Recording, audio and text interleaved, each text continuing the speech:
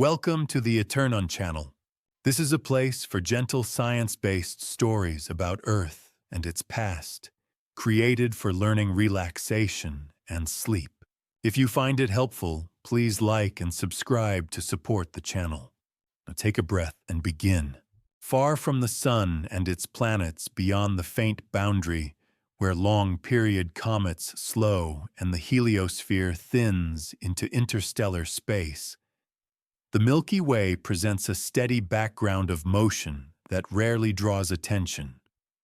Stars orbit the galactic center in broad paths shaped by gravity, accumulated over billions of years, while gas and dust drift in thinner streams between them.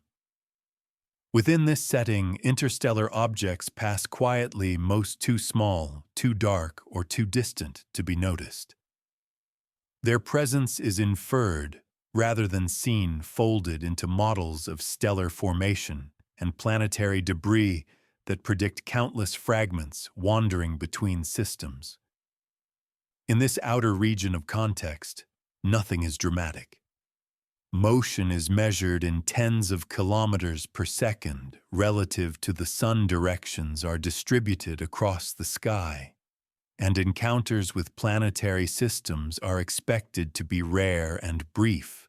Against this background, the arrival of an object later designated 3I/Atlas is first understood not as an anomaly, but as a continuation of that slow, persistent traffic.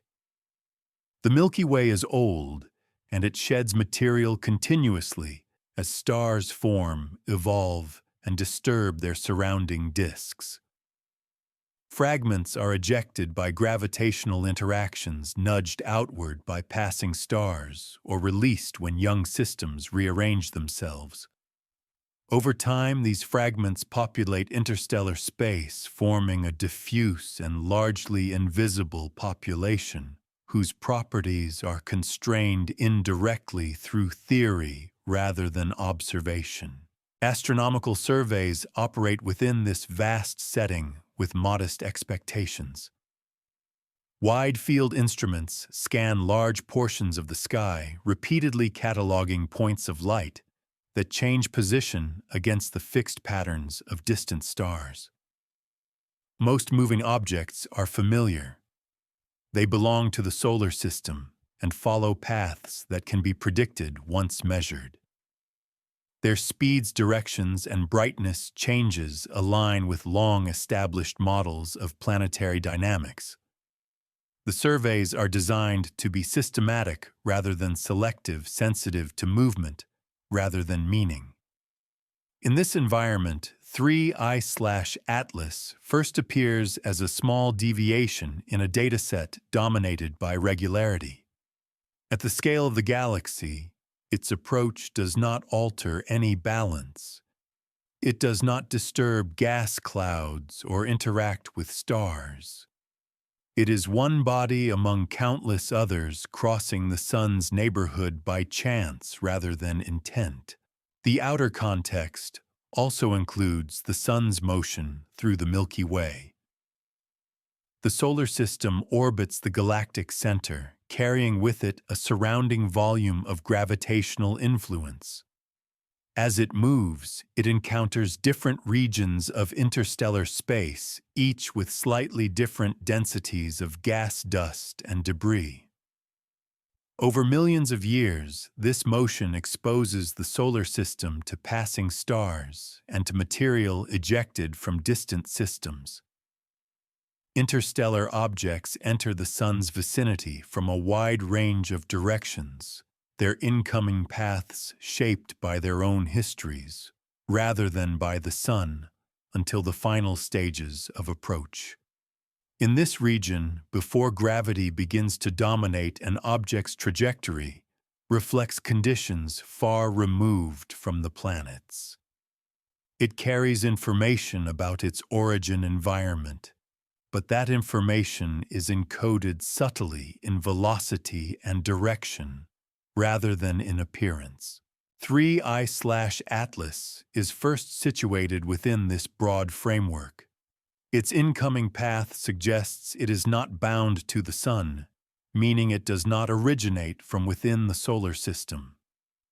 This distinction is made by examining its motion relative to the Sun at great distance.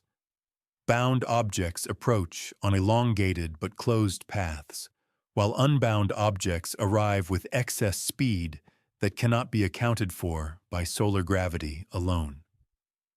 In the outermost analysis, this excess is small in absolute terms, yet decisive in classification. It places the object among interstellar visitors, a category that until recently contained only a few confirmed members. This rarity is not necessarily physical. It reflects observational limits rather than actual scarcity. Most interstellar objects likely pass undetected, their sizes too small, or their paths too distant to be noticed by current instruments. The galactic environment also defines expectations for composition and structure at this stage.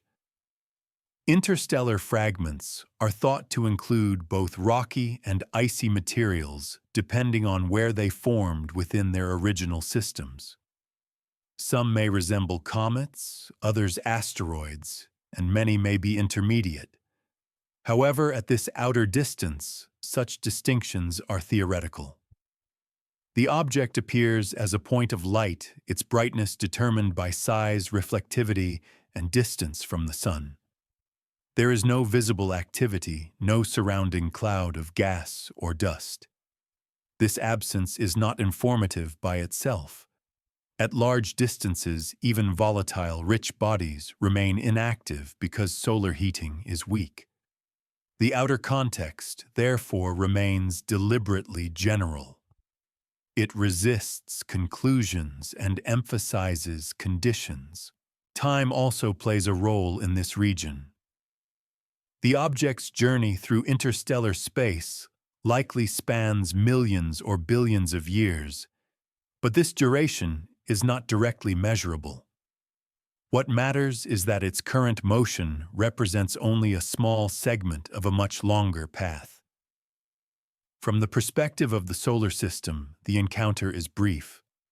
From the perspective of the galaxy, it is routine. This difference in scale shapes how scientists initially frame the event. The focus remains on detection and classification rather than explanation. At this stage, nothing forces a reconsideration of models. The object fits within existing categories defined by velocity and trajectory rather than by behavior. The Sun's gravitational influence begins far out but weakly. At great distance, it acts as a gentle deflector rather than a captor. The object's path bends slightly as it enters this zone, but the change is gradual and predictable. In this outer region, calculations align well with observation. The laws applied are the same ones used to describe planetary motion and stellar encounters. They have been tested across a wide range of conditions and scales. 3I/Atlas at this point in its approach does not challenge them. Its motion is smooth, continuous, and consistent with expectations for an unbound body passing through the solar system's outskirts. This calm alignment is important. It establishes a baseline against which later measurements are compared. Without a stable outer context, deviations closer in would be difficult to interpret. By confirming that the object behaves normally when far from the Sun, scientists anchor their analysis in known physics. The interstellar origin is affirmed not through dramatic signals, but through quiet consistency. The galaxy supplies the setting, the solar system provides the frame, and the object moves between them without incident. Within this outermost region, uncertainty remains acknowledged but contained. The exact origin system is unknown. The precise age of the object cannot be determined. its size and shape are inferred with broad margins. These uncertainties are typical and expected. They do not yet imply anything unusual. Instead, they reflect the limits of observing small, distant bodies against a crowded sky. At this stage, 3I/Atlas is notable primarily because it is detected at all. It represents an opportunity rather than a problem, a chance to observe material from beyond the solar system using existing tools. As the object continues inward, its environment will change. Solar radiation will increase, gravitational forces will strengthen, and measurements will become more precise. For now, however, the narrative remains wide and restrained. The galaxy turns, the sun moves, and an interstellar fragment passes through a region defined more by scale than by detail. In this outer context, everything appears in order. The stage is set without emphasis or anticipation, grounded in the slow mechanics of celestial motion that operate long before any closer examination begins. As the object moves inward from the far background of interstellar space, it enters the domain of systematic observation. Large sky surveys operate continuously, using wide-field telescopes to scan the same regions of the sky night after night. Their purpose is not discovery in a dramatic sense, but repetition. By comparing images taken at different times, they identify points of light that shift position against the fixed pattern of distant stars and galaxies. Most detections are routine. Asteroids trace predictable arcs, comets appear faint and diffuse, and artificial satellites follow known paths. The process is automated, relying on software that flags motion and brightness changes above defined thresholds. In this environment, 3I/Atlas does not announce itself. It emerges quietly as a moving point, one among thousands processed each observing cycle. The first signals are purely positional. The object appears in one image, and then hours or days later appears slightly displaced in another. Its brightness is modest and steady, consistent with a small body reflecting sunlight. There is no visible tail, no surrounding haze, and no sudden variation in light. These features place it initially within the broad category of minor bodies. The software assigns it a provisional designation and calculates a preliminary path based on the limited data available. At this stage, the calculations assume a bound orbit by default, because most detected objects belong to the solar system. This assumption is practical rather than conceptual. It simplifies early processing and is corrected later if measurements demand it. Follow-up observations are scheduled automatically. Additional telescopes, sometimes operated by different institutions, are tasked with tracking the object over successive nights. Each new measurement refines its position and motion. The data accumulate as a series of time-stamped coordinates, each carrying small uncertainties due to atmospheric conditions, instrument resolution, and calibration limits. As the arc of observation lengthens, the object's apparent motion across the sky becomes clearer. It moves steadily without the looping or slowing characteristic of nearby asteroids observed from Earth's moving platform. This steadiness draws attention not because it is extreme, but because it persists across observations. The first indication that 3I/Atlas may not be bound to the solar system comes from fitting its observed positions to standard orbital models. When treated as a solar system object, the calculated orbit requires parameters that strain plausibility.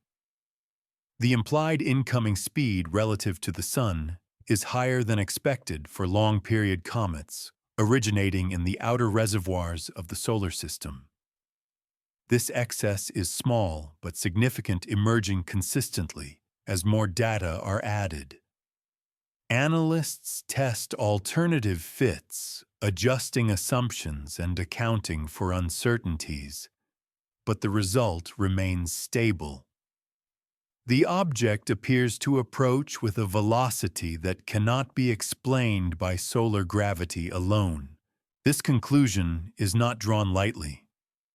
Declaring an object interstellar carries weight because it challenges observational rarity rather than physical law.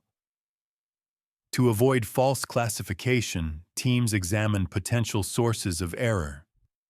They check instrument calibration, star catalogs, and timing accuracy. Independent observations from different locations are compared to rule out local effects. Each dataset reinforces the same outcome. The motion is real, and the excess speed persists. At this point, the classification shifts. The object is no longer treated as a bound comet or asteroid, but as a candidate interstellar visitor. The designation 3I/Atlas reflects both its nature and its detection history. The prefix marks it as the third confirmed interstellar object observed passing through the solar system. The latter part links it to the survey responsible for its initial identification. Naming conventions are formal and standardized, designed to convey information rather than narrative. They anchor the object within a system that prioritizes clarity and traceability. From this moment, the object enters a narrower stream of attention. Alerts are distributed to observatories worldwide, inviting further observation while the opportunity remains. Brightness measurements are examined alongside positional data. The object's light curve, a record of brightness over time, shows minimal variation beyond what is expected from changing distance and viewing geometry. This stability suggests a roughly uniform surface reflectivity and a lack of active processes at this stage. In icy bodies, solar heating can trigger sublimation, releasing gas and dust that increase brightness and produce a visible coma. No such signs are present. The absence is consistent with the object's distance from the Sun, rather than diagnostic of composition.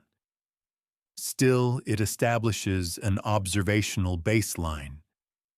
Any future changes will be measured against this initial quiet state. The first spectra obtained by dispersing the object's light into its component wavelengths are limited by faintness. They show a reflected solar spectrum with few discernible features. This outcome is expected. At large distances, weak signals and short observation windows constrain detail. The data confirm that the object reflects sunlight rather than emitting its own light, reinforcing its classification as a small, solid body. Beyond this, conclusions are deferred. Spectroscopy at this stage is confirmatory rather than revelatory. Throughout this detection phase, the emphasis remains procedural. Each step follows established protocols developed through decades of minor body observation. The novelty lies not in method, but in outcome. The tools are familiar, the software routine, and the checks systematic. 3I/Atlas is filtered through a process designed to minimize surprise. Its interstellar status emerges not from a single dramatic measurement, but from accumulation and consistency. This gradual recognition aligns with the broader scientific approach, where confidence is built through convergence rather than assertion. Communication between teams increases as the object's classification solidifies. Data are shared openly, allowing independent verification and refinement. Predictions of future positions are updated and disseminated to enable coordinated tracking. These predictions remain straightforward at this stage because the object's motion appears smooth and well described by gravitational models. There is no sign yet of unexpected acceleration or deviation. The object behaves as a passive traveler, responding to the sun's pull in a predictable way. The sky surveys continue their work largely unchanged. While attention focuses briefly on this interstellar visitor, the broader stream of detections does not pause. Thousands of other objects are logged and analyzed in parallel.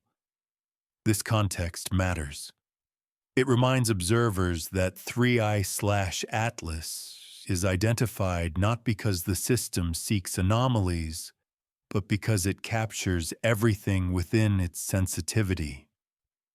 The object stands out only after passing through layers of filtering that remove the ordinary. Uncertainty remains present and acknowledged. The size of the object is estimated indirectly based on brightness and assumed reflectivity. If the surface is darker than average, it could be larger than estimated. If brighter, smaller. The shape is unknown. The rotation rate is unconstrained due to the lack of brightness variation. These unknowns are typical and accepted. They do not yet motivate revision of any model. Instead, they frame the questions that subsequent observations will attempt to answer as the object moves closer. At the conclusion of this phase, 3I/Atlas is defined by a small set of robust facts. It is a solid body moving on a path that indicates an origin beyond the solar system. It is inactive at the distances observed so far. Its motion conforms to gravitational expectations within measurement uncertainty. These statements are narrow by design. They avoid interpretation and resist extrapolation. The object has been detected, classified, and placed within an existing framework, without forcing that framework to bend. The narrative remains restrained. Detection and first signals establish presence, not significance. The solar system's observing infrastructure has done what it is built to do. It has noticed a moving point of light, measured it carefully, and recognized that it does not belong to the usual population. The deeper questions, if any arise, remain dormant. For now, the object advances inward, carrying with it the promise of better data rather than the burden of explanation. With the object now securely identified and tracked, attention shifts from detection to the shape of its path through space. Trajectory is the central concern at this stage because it links observation to prediction. A trajectory describes how an object moves under the influence of gravity, expressed as a continuous curve through space and time. For bodies bound to the solar system, these curves are well understood. They follow conic sections shaped primarily by the sun, with smaller modifications introduced by planets. Even long-period comets arriving from distant reservoirs obey these patterns. Their paths can be traced backward and forward using established equations, and deviations are usually attributed to measurement uncertainty or minor physical effects. In this context, 3I/Atlas is initially treated no differently. Its positions are fit to a trajectory assuming only gravitational forces from known massive bodies. The early fits confirm what the detection phase suggests. The object is on a hyperbolic path, meaning it approaches the sun once and will not return. This classification rests on a single parameter, the excess velocity relative to the Sun at large distance. If this value is greater than 0, the object is unbound.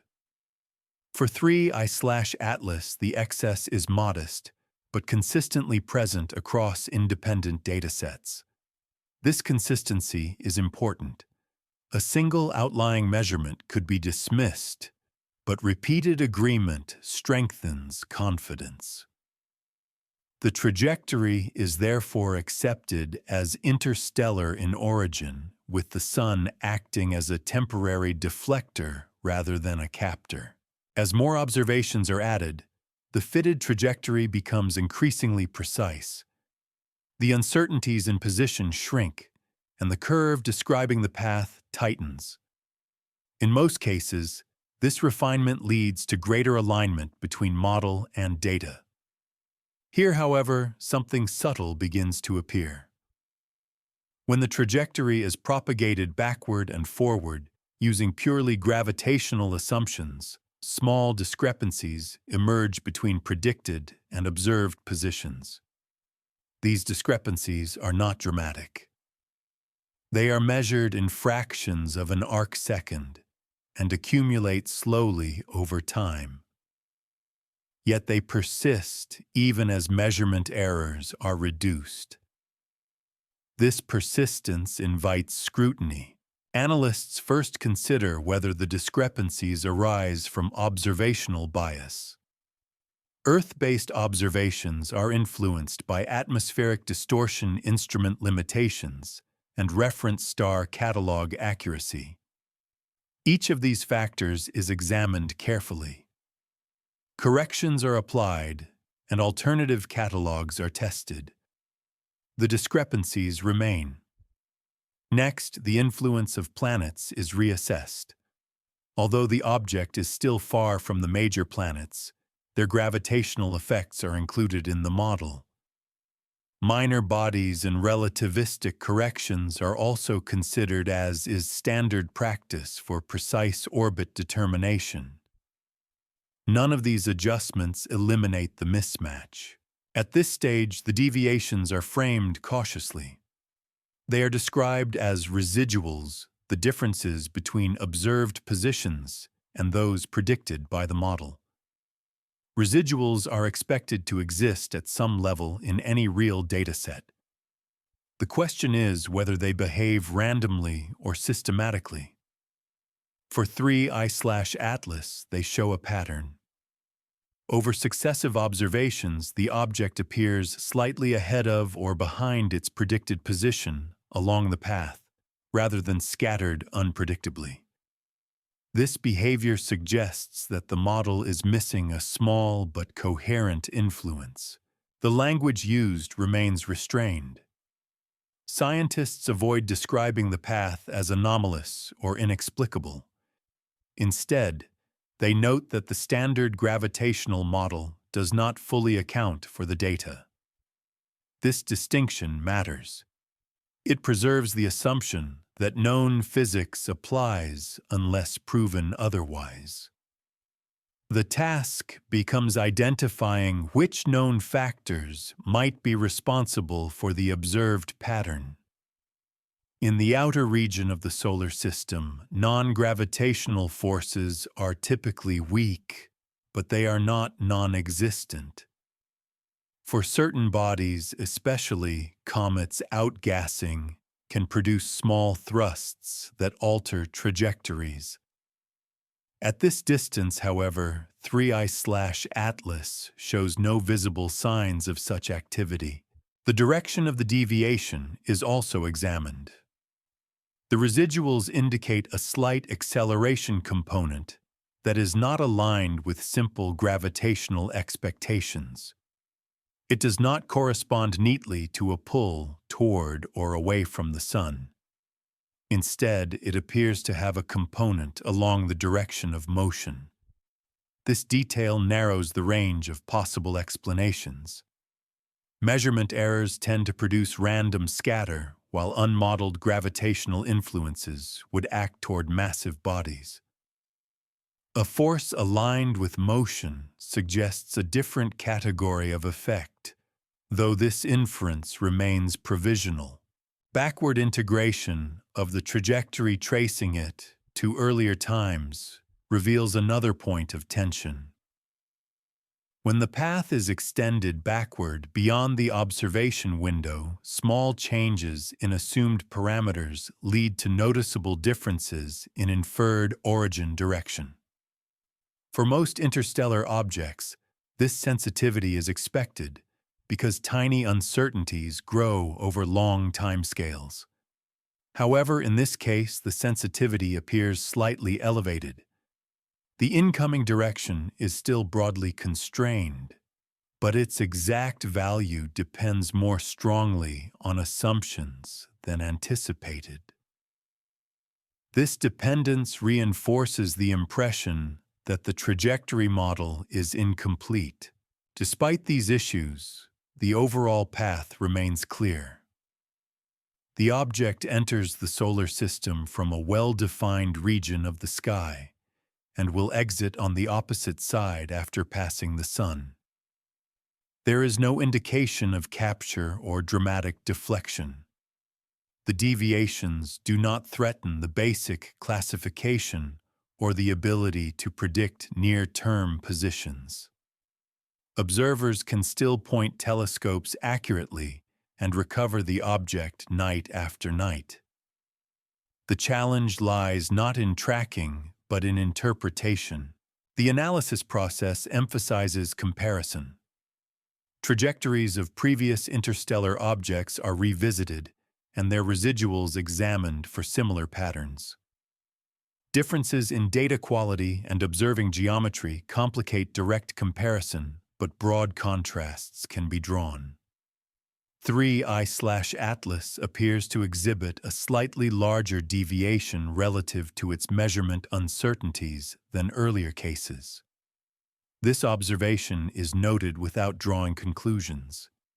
It suggests that either the object is subject to a stronger non-gravitational influence, or that its physical properties differ in ways that matter for motion. Throughout this phase, communication remains measured. Internal reports describe the deviations in technical terms, avoiding language that implies surprise. The goal is to establish whether the effect is real and persistent before elevating its significance. Additional observations are prioritized to extend the time baseline. A longer arc improves sensitivity to small accelerations and helps distinguish between transient noise and systematic behavior. As days and weeks pass, the pattern holds. The residuals do not vanish with better data. They remain small but coherent. This persistence marks a transition in emphasis. While detection and classification rely on recognizing broad categories, trajectory analysis probes finer detail. It tests not only whether an object fits within a class, but whether the underlying assumptions of motion are sufficient. In this outer region of analysis, the focus remains on the path itself, not yet on the physical causes. The question is framed narrowly. Does the object move exactly as expected under gravity alone? The emerging answer is no, but the magnitude of the difference is modest. The restraint of this conclusion is deliberate. Many solar system objects exhibit non-gravitational effects, and their trajectories are still well understood. The presence of residuals does not imply a failure of physics. It signals the need to consider additional forces or properties.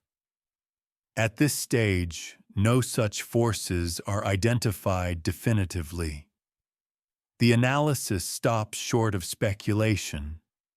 It documents the mismatch, quantifies it, and establishes its robustness. In doing so, it sets a reference point for subsequent inquiry. Any proposed explanation must account for the direction, magnitude, and consistency of the observed deviations without contradicting other constraints. The trajectory once thought to be fully described by gravity now carries a small but meaningful remainder. This remainder is not yet interpreted. It is simply recorded as part of the object's behavior as it continues inward.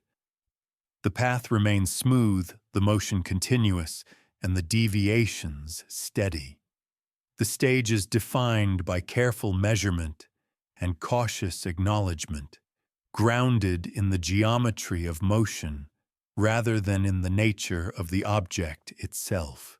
As the object advances further into the inner regions of observation, attention narrows from the overall shape of the path to the specific qualities of its motion. Velocity becomes the focus not only as a measure of speed, but as a vector that combines magnitude and direction. In celestial mechanics, velocity is the quantity that responds directly to forces. Changes in velocity reveal influences that position alone can obscure. For 3I/Atlas, velocity is measured through repeated positional observations spaced over time. Each measurement refines estimates of how fast the object is moving and in which direction relative to the Sun and the solar system as a whole. The incoming speed is established first at large distance where the Sun's influence is weakest. This value represents the object's interstellar velocity, the speed it carries from its origin environment into the solar system. For bound objects, this value is 0 by definition. For unbound objects, it is positive and finite. In this case, the excess speed is small compared to the velocities typical of stars in the Milky Way, but significant relative to the precision of modern measurements. It places the object firmly among interstellar visitors, while remaining within the range predicted for debris ejected from planetary systems.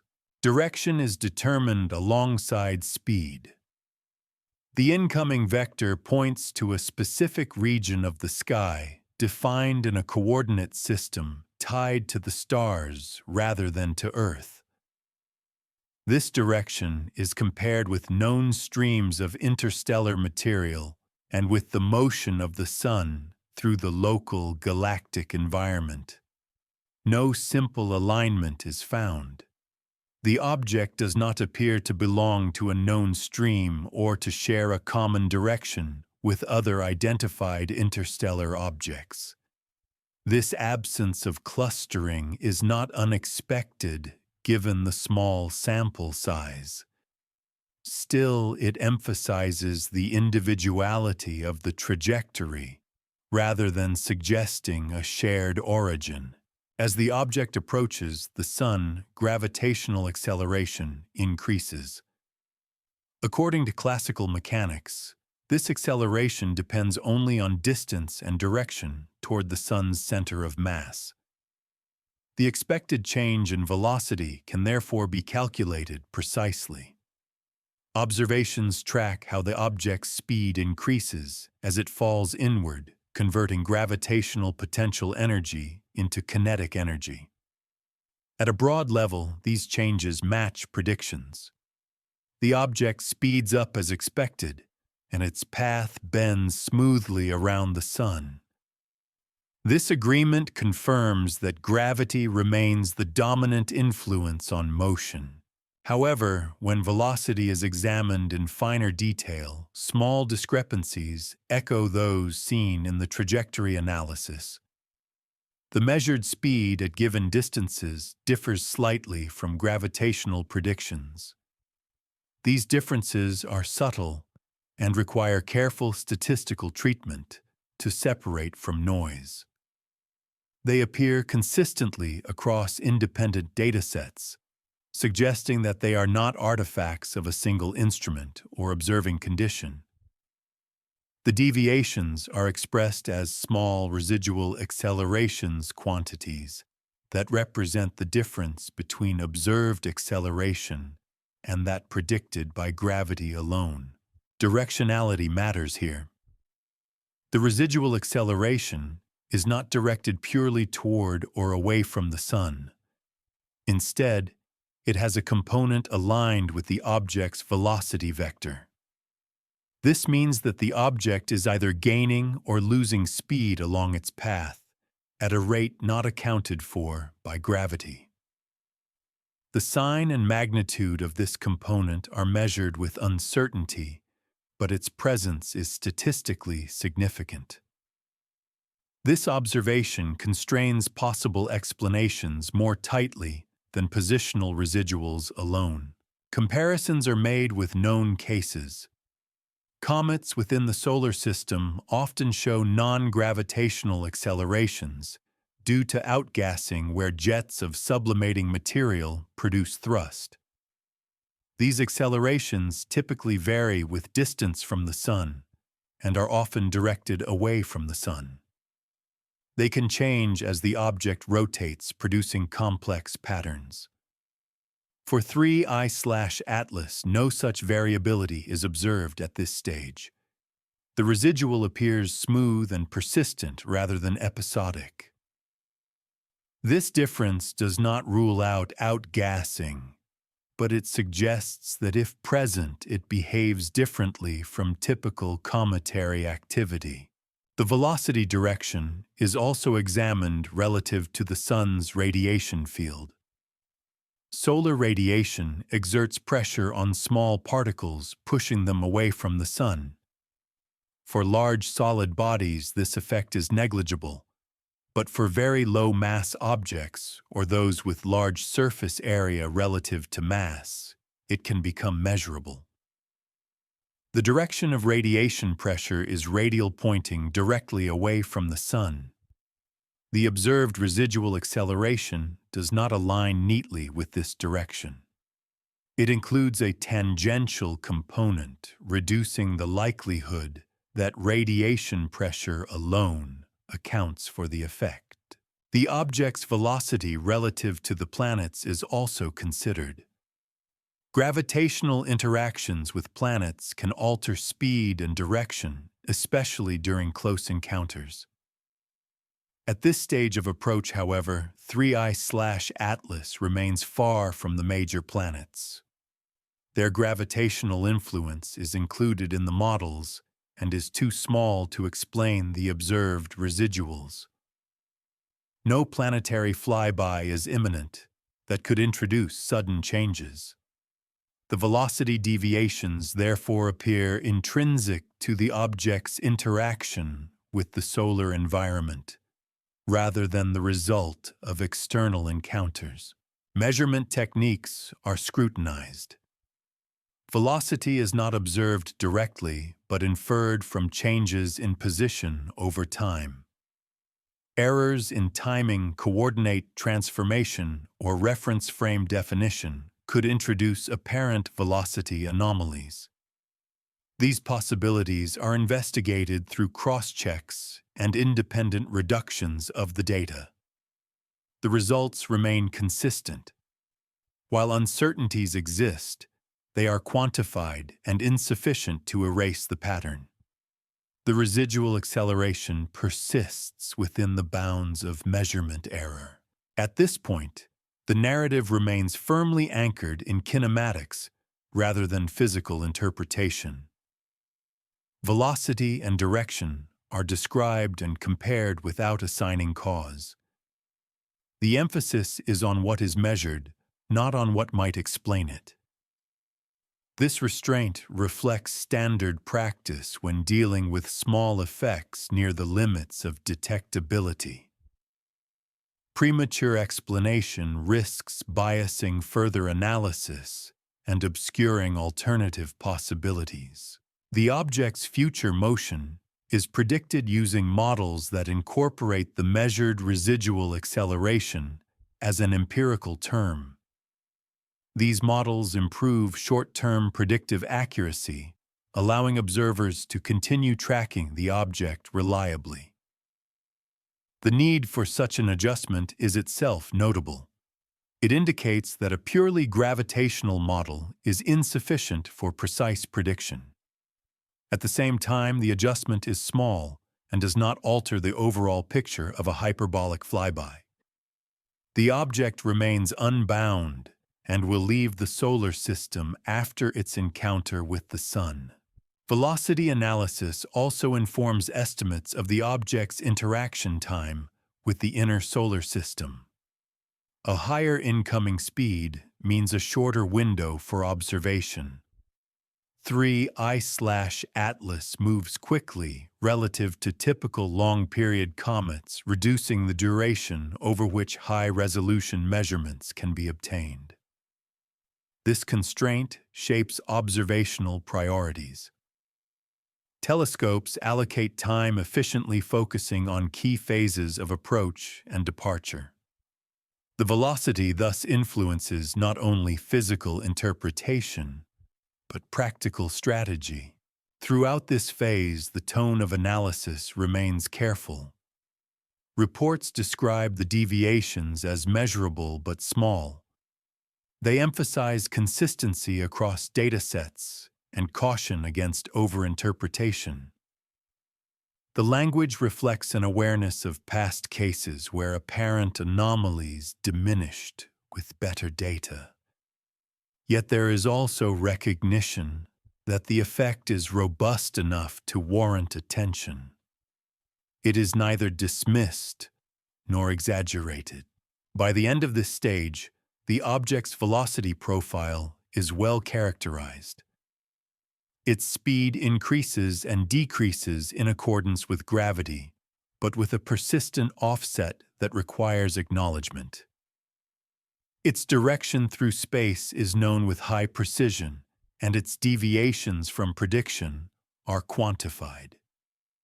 These findings do not yet force a change in theoretical understanding, but they do narrow the range of acceptable explanations. Any physical model proposed later must reproduce not only the trajectory, but the detailed velocity behavior observed. The focus remains on motion as a descriptive property. The object is still treated as a point mass responding to forces without delving into its composition or structure. That deeper inquiry lies ahead. For now, velocity and direction serve as the bridge between observation and explanation, revealing that something beyond simple gravity is at work, while stopping short of declaring what that something might be. The inward journey continues, guided by increasingly precise measurements and by the disciplined refusal to conclude before the evidence demands it. With velocity and direction measured and refined, the analysis widens briefly to place 3I/Atlas among the small and growing set of known interstellar objects. Comparison does not seek narrative symmetry or shared meaning. It is a technical exercise intended to determine whether the observed behavior falls within the range already encountered, or whether it occupies a distinct position. Each confirmed interstellar visitor provides a reference point defined by a limited set of measurable properties: incoming speed, trajectory shape, brightness, behavior, and any detected non-gravitational effects. These properties are compared cautiously because differences in observing conditions and instrument capabilities can exaggerate or obscure contrasts. The first comparison concerns incoming velocity. Interstellar objects arrive with speeds set by their motion through the galaxy relative to the Sun. This speed reflects the dynamical history of their origin systems, rather than any process occurring during solar system entry. Earlier visitors exhibited excess velocities that were modest, but clearly above zero. 3I/Atlas falls within this general range. Its incoming speed is neither exceptionally high nor unusually low when considered against the small sample available. This alignment suggests that in terms of galactic motion, the object is not an outlier. It behaves as expected for material ejected from a planetary system and later encountered by the Sun. Trajectory shape is examined next. All confirmed interstellar objects follow hyperbolic paths, but the degree of hyperbolicity varies. Some trajectories are only slightly unbound, while others show a more pronounced excess. The curvature of the path near the Sun and the angle of deflection provide information about how strongly solar gravity alters the motion. 3I/Atlas again appears typical at first glance. Its path bends smoothly, and the deflection angle is consistent with its speed and approach distance. No unusual curvature is evident when compared to earlier cases. Brightness behavior offers another point of reference. Previous interstellar objects display differing levels of activity as they approached the Sun. Some showed clear signs of outgassing with brightness increasing rapidly and a surrounding cloud becoming visible. Others remained largely inactive, showing only modest changes consistent with reflected sunlight. 3I/Atlas belongs to the latter category during the phases observed so far. Its brightness evolves gradually without sudden increases or morphological changes. This similarity places it closer to the inactive end of the spectrum, though the limited number of cases prevents firm classification. Non-gravitational effects provide the most delicate comparison. Earlier objects exhibited measurable deviations from purely gravitational motion, though the magnitude and direction of these deviations differed. In some cases, the effects were attributed to outgassing supported by observed changes in brightness and shape. In others, the explanation was less clear, constrained by sparse data. For 3I/Atlas, the residual acceleration is small but persistent, and its direction does not align cleanly with known patterns. When compared to earlier cases, it appears comparable in scale, but distinct in detail. This distinction is noted without emphasis. It indicates variation rather than exception. The purpose of comparison is not to rank objects, but to establish a context for interpretation. If 3I/Atlas behaved identically to a known case, existing explanations might be applied with confidence. If it behaved entirely differently, new mechanisms might be required. Instead, it occupies an intermediate position. It shares broad characteristics with prior visitors while presenting specific features that do not map neatly onto existing models. This outcome is neither surprising nor alarming. Given the diversity of planetary systems and formation environments, variation among interstellar debris is expected. Sample size remains a dominant constraint. With only a few confirmed interstellar objects, statistical conclusions are limited. Patterns cannot be established robustly, and apparent similarities or differences may be coincidental.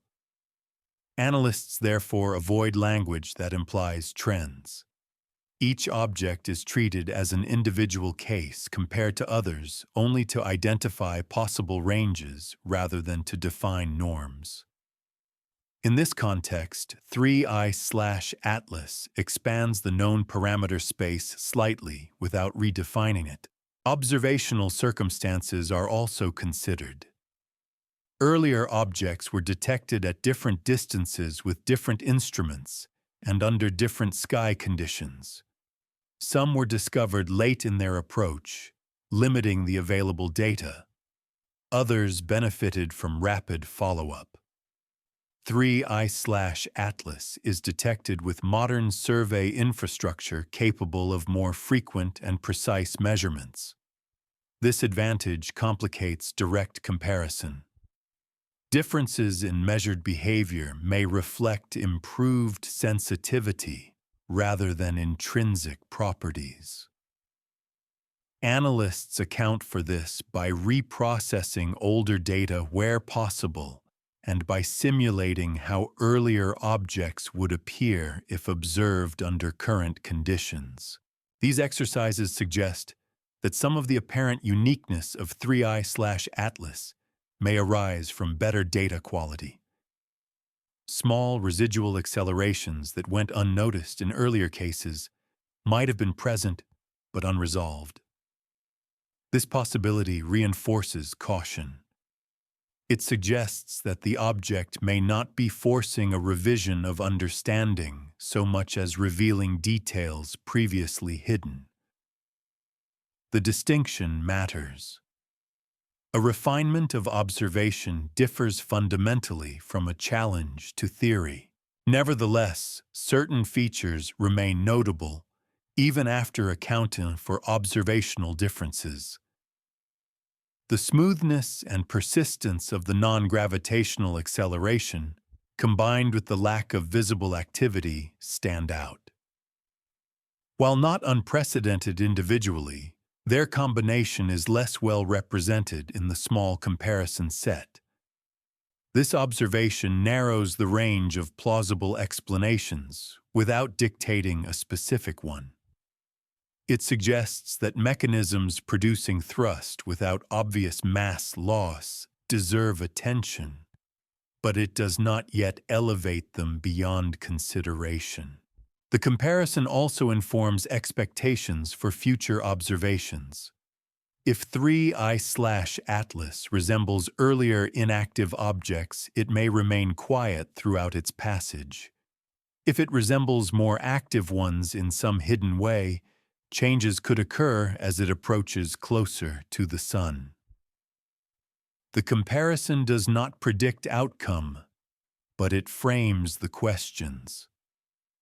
Observers know which behaviors to watch for and which deviations would be genuinely new. Throughout this process, the narrative discipline remains intact. No object is described as rewriting understanding by itself. Instead, each is seen as a data point, contributing incrementally to a broader picture. 3I/Atlas adds resolution rather than upheaval. It sharpens the image of what interstellar debris can be showing, that even within a narrow class defined by hyperbolic motion, diversity exists in physical response to the solar environment. The act of comparison also reinforces confidence in measurement. When independent cases show similar scales of behavior, even if details differ, it supports the reality of the effects observed.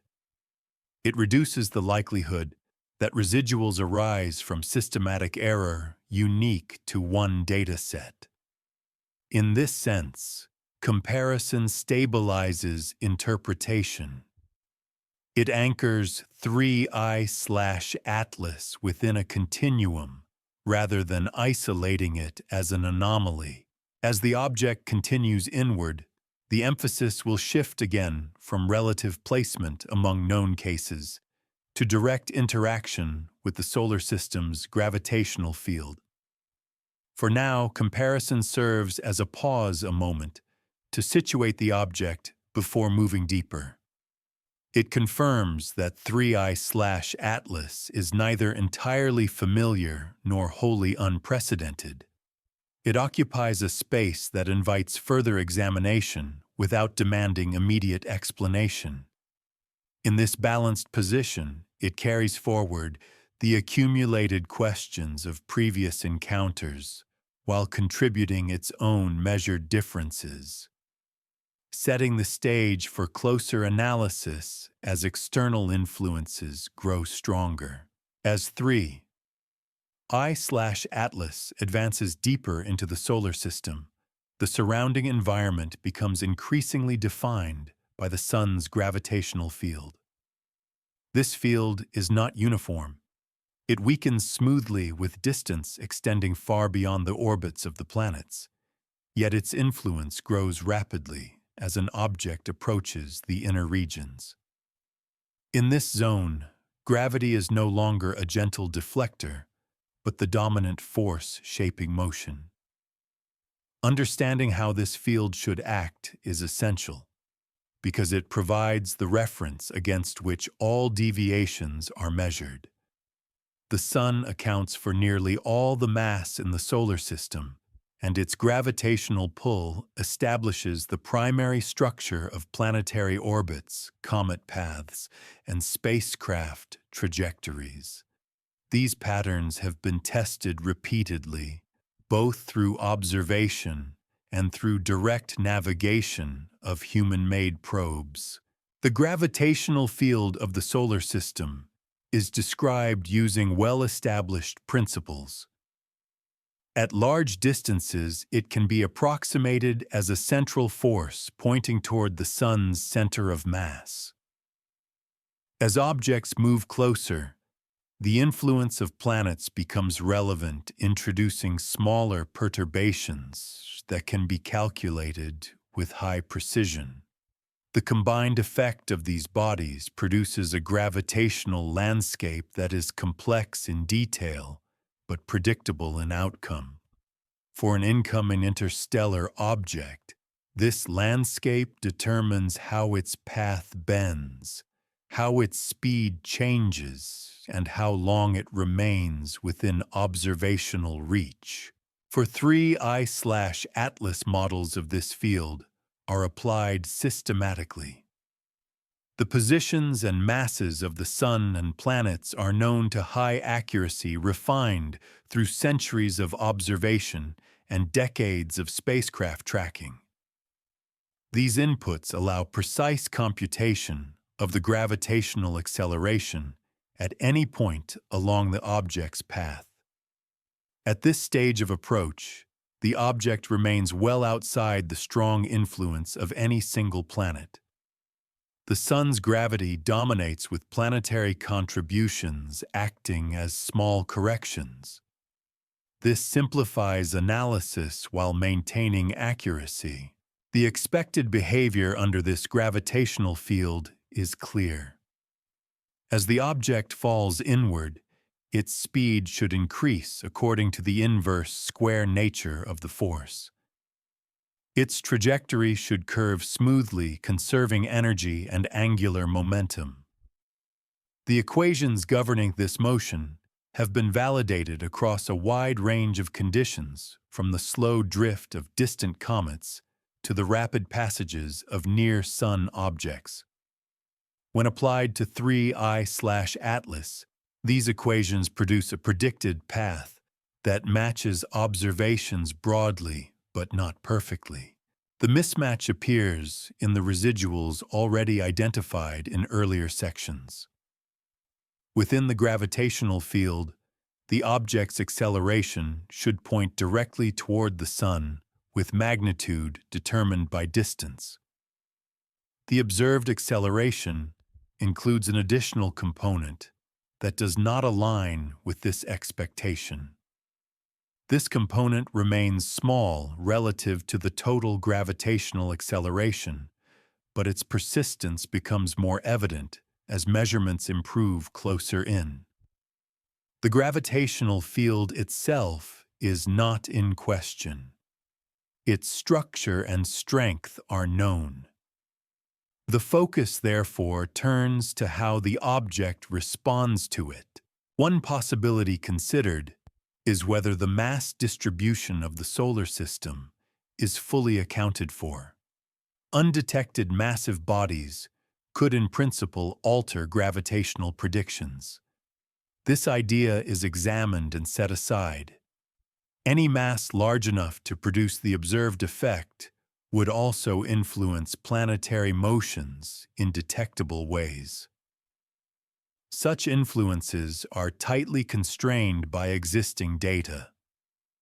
The absence of unexplained planetary deviations effectively rules out missing massive objects as the cause. Relativistic effects are also evaluated. At high speeds or close distances, corrections from general relativity can modify trajectories slightly. These corrections are well understood and routinely included in precise orbit determination. For 3I/Atlas, relativistic contributions are calculated and found to be far smaller than the observed residuals. They cannot account for the direction or magnitude of the additional acceleration. Their inclusion improves overall model fidelity, but does not resolve the discrepancy.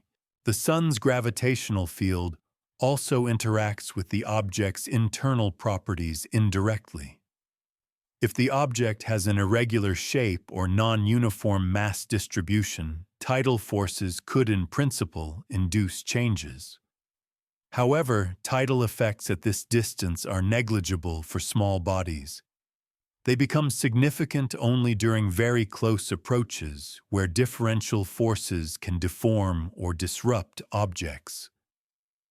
3I/Atlas remains far from such conditions. Tides are therefore dismissed as a meaningful contributor at this stage. Attention then turns to how the gravitational field couples with non-gravitational influences. Gravity determines the baseline motion, but other forces can modify it subtly. These forces do not replace gravity, but add to it, producing the residuals observed.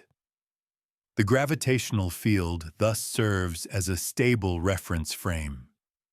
By subtracting its well-known effect, analysts isolate what remains. This method relies on confidence in gravitational modeling, which is justified by extensive prior validation. The solar gravitational field also defines energy exchange. As the object approaches, gravitational potential energy converts to kinetic energy increasing speed. Any additional acceleration that adds or removes energy will alter this balance. The observed residual suggests a small but continuous modification of energy along the path. Quantifying this modification allows estimates of the underlying force even before its nature is identified. These estimates remain cautious, expressed as ranges rather than precise values. Planetary influences are re-examined as the object moves inward. While still distant, cumulative effects from multiple planets could in theory introduce small accelerations. Detailed simulations include the contributions of all major planets, as well as the largest minor bodies. The resulting predictions remain insufficient to explain the observed pattern. The residual acceleration does not correlate with planetary positions or alignments. Its smoothness contrasts with the variable nature of planetary perturbations, which change as relative geometry evolves. The Sun itself is not a perfectly static mass. It emits radiation and solar wind streams of charged particles that interact with matter and electromagnetic fields. These emissions do not alter the Sun's gravitational field directly, but they create an environment in which additional forces may act on passing objects. At this stage, the analysis does not yet assign responsibility to these processes. It notes only that the gravitational field operates within a broader physical context that includes radiation and plasma. The role of gravity as the organizing principle remains central. By confirming that gravity behaves exactly as expected, scientists narrow the problem space. The discrepancy is not due to an error in fundamental understanding of gravitational interaction within the solar system. Instead, it arises from the object's response to that interaction. This distinction preserves confidence in established theory while opening a focused area of inquiry. The object's path through the gravitational field is also used to estimate its mass indirectly. In the absence of non-gravitational forces, mass does not affect trajectory. With such forces present, however, the same force produces different accelerations depending on mass. By measuring acceleration and estimating plausible force magnitudes, analysts can place constraints on mass and density. These constraints remain loose at this stage because the force itself is not yet identified. Still, the gravitational field provides the framework within which such estimates become possible. Throughout this examination, the narrative remains descriptive and methodical. The solar gravitational field is treated as a known quantity mapped and trusted. Its interaction with 3I/Atlas reveals not instability, but sensitivity. Small differences in acceleration become visible because the baseline is so well understood. This sensitivity is a strength rather than a weakness. It allows subtle effects to be detected and quantified without ambiguity about their origin within gravity itself. As the object continues its inward passage, the gravitational field will intensify, sharpening both the expected motion and any deviations from it. For now, the analysis rests on firm ground. Gravity does what it has always done. It guides the object along a predictable path while exposing the presence of an additional influence. The field does not explain the residuals, but it frames them clearly. In doing so, it marks the boundary between what is established and what remains to be explored, setting the conditions for deeper investigation without stepping beyond the region defined by gravitational interaction alone. As 3I/Atlas proceeds further inward, the accumulated record of its motion allows scientists to isolate deviations with increasing clarity. The focus now rests on the observed changes that persist after every known gravitational influence has been accounted for. These deviations are not sudden events or isolated anomalies. They appear as a continuous pattern embedded within the object's approach, growing easier to detect as the signal-to-noise ratio improves. The solar gravitational field remains the dominant force, but the subtraction of its effects reveals a remainder that demands careful description before any explanation is attempted. The deviations manifest primarily as a small but steady difference between predicted and observed positions along the object's trajectory. When plotted over time, these differences form a smooth curve rather than a scatter. This smoothness is significant. Random measurement errors tend to produce fluctuations that alternate in sign and magnitude. Here, the deviations accumulate in one direction, indicating a systematic influence. The object appears to arrive slightly earlier or later than predicted at successive points along its path, depending on the chosen reference frame. This behavior corresponds directly to the residual acceleration identified in velocity analysis. The magnitude of the deviation is quantified precisely. It is many orders of magnitude smaller than the Sun's gravitational acceleration at the same distance, yet it remains well above the combined uncertainty of the measurements. This ratio places the effect in a delicate observational regime. It is strong enough to be real, but weak enough to be overlooked without sustained attention. The ability to detect it reflects both the quality of modern astrometry and the cumulative benefit of repeated observation over time. Distance from the Sun becomes a key variable. As 3I/Atlas moves closer, the residual acceleration appears to change slowly, though not in a way that mirrors the inverse square law governing gravity. Its variation with distance is gentler, suggesting a force whose dependence on solar proximity differs from that of gravitational attraction. This observation further constrains interpretation.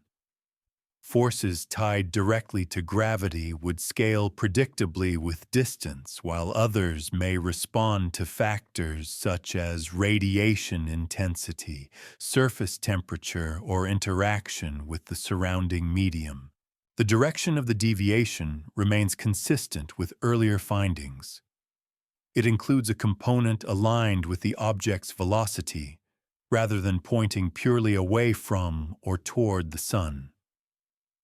This alignment means that the object's speed is being altered slightly along its path. It is not merely being pushed sideways or deflected. The distinction matters because it narrows the class of possible forces. Lateral forces would change direction without significantly affecting speed, while radial forces would modify the shape of the path differently. Temporal consistency is also examined. The deviation does not show abrupt changes correlated with rotational periods or observational geometry. If the effect were tied to a localized jet or an irregular surface feature, some periodic modulation might be expected as the object rotates. No such modulation is evident within the limits of current data. The acceleration appears stable over the timescale observed. This stability suggests either a symmetric process or one that operates continuously across the surface. At this stage, the analysis remains descriptive. Scientists resist the temptation to label the deviation as anomalous in a way that implies mystery. Instead, they characterize it quantitatively and explore its properties systematically. They note what the deviation does and does not do. It does not spike near particular distances. It does not reverse direction. It does not correlate with observational conditions. Each of these absences is as informative as a presence because it eliminates classes of potential explanations. Historical precedent informs this caution. In past studies of comets and small bodies, apparent deviations have sometimes diminished as data improved or as additional forces were recognized and modeled. In other cases, non-gravitational accelerations were confirmed and eventually explained through physical processes such as outgassing. The current deviation is evaluated against this background. It is neither dismissed as noise nor elevated to a challenge to established understanding. It occupies an intermediate status, provisional but persistent. The deviation is also examined in different coordinate frames. Transformations between heliocentric, barycentric, and observer-centered frames can alter the appearance of residuals. Analysts verify that the effect persists across these frames, confirming that it is not an artifact of coordinate choice. This step reinforces confidence that the deviation reflects real physical behavior rather than mathematical representation. Uncertainty analysis plays a central role. Each measurement carries an error estimate, and these errors propagate through the calculations of trajectory and acceleration. The resulting uncertainty envelope is compared to the magnitude of the deviation. In this case, the deviation remains outside the envelope over extended periods. This separation supports its significance without overstating precision. The error margins are acknowledged explicitly, and conclusions are framed within them. As the object moves inward, the solar environment becomes more complex. Radiation intensity increases, and the density of solar wind particles rises. While these factors are not yet assigned causal roles, their increasing presence is noted. The deviation evolves gradually within this changing environment, suggesting a possible connection that will be examined later. For now, the analysis records correlation without asserting causation. The deviations are communicated within the scientific community through technical reports and data releases. Language remains conservative. Phrases emphasize measurement and consistency rather than implication. This restraint reflects both the culture of the field and the desire to avoid premature conclusions. The object's behavior is unusual only in the sense that it reveals details previously inaccessible. It does not violate any known law. It simply requires additional terms in the description of motion. The inward progression of 3I/Atlas also improves geometric coverage. As Earth and the object move relative to each other, observations sample different viewing angles. This diversity reduces systematic biases and strengthens confidence in the derived deviations. The pattern persists across these changing perspectives. The object's apparent position relative to background stars shifts predictably, while the residual offset remains. At the close of this stage, the deviations are no longer tentative. They are established features of the object's motion, described quantitatively and bounded by uncertainty. Yet they remain uninterpreted in a physical sense. The analysis has deliberately stopped short of assigning cause.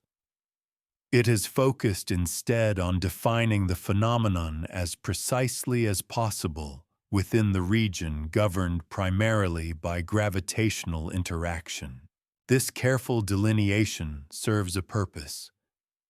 By fully characterizing the deviations before introducing explanatory models, scientists create a stable foundation for subsequent analysis. Any proposed mechanism must reproduce not only the existence of the deviation, but its magnitude, direction, stability, and evolution with distance. The constraints are now clear. The object moves almost exactly as gravity predicts, except for a small, steady difference that persists as it approaches the sun. The narrative remains measured and inward moving. The object has transitioned from a distant point of light to a well-tracked body whose motion can be dissected in detail. The solar system's gravitational field has provided a precise reference. Against that reference, the deviations stand out quietly but unmistakably. They are not yet a problem to be solved, only a feature to be understood. The path forward lies in examining forces beyond gravity, but that step awaits a complete accounting of what the deviations are, not what they might mean. With gravitational influences carefully modeled and subtracted, attention turns to forces that do not arise from mass attracting mass. These non-gravitational forces are familiar within planetary science, though their effects are usually small and context-dependent. They become relevant when precision reaches a level where gravity alone no longer accounts for motion. In the case of 3I/Atlas, the residual acceleration identified earlier falls squarely into this category. The task at this stage is not to select a cause, but to survey the known classes of non-gravitational forces and examine whether their general properties are compatible with what is observed. Non-gravitational forces act through different physical mechanisms. Some involve the exchange of momentum with emitted material. Others involve interaction with radiation or charged particles. Unlike gravity, which acts equally on all mass, these forces depend strongly on an object's surface properties, composition, and environment. Their magnitudes can vary with distance from the Sun, orientation, and internal structure. Because of this diversity, they are approached methodically, one class at a time, assessed against the constraints already established. The most familiar non-gravitational force affecting small bodies is thrust, produced by mass loss. When volatile materials transition from solid to gas, the escaping molecules carry momentum. The body recoils in the opposite direction, producing a small acceleration. This process is well documented in comets, where solar heating drives sublimation of ices. The resulting jets can alter trajectories measurably, especially over long timescales. For 3I/Atlas, this mechanism is considered first because it is both common and capable of producing accelerations of the observed order of magnitude. However, the observed properties impose constraints. Typical cometary outgassing produces visible effects.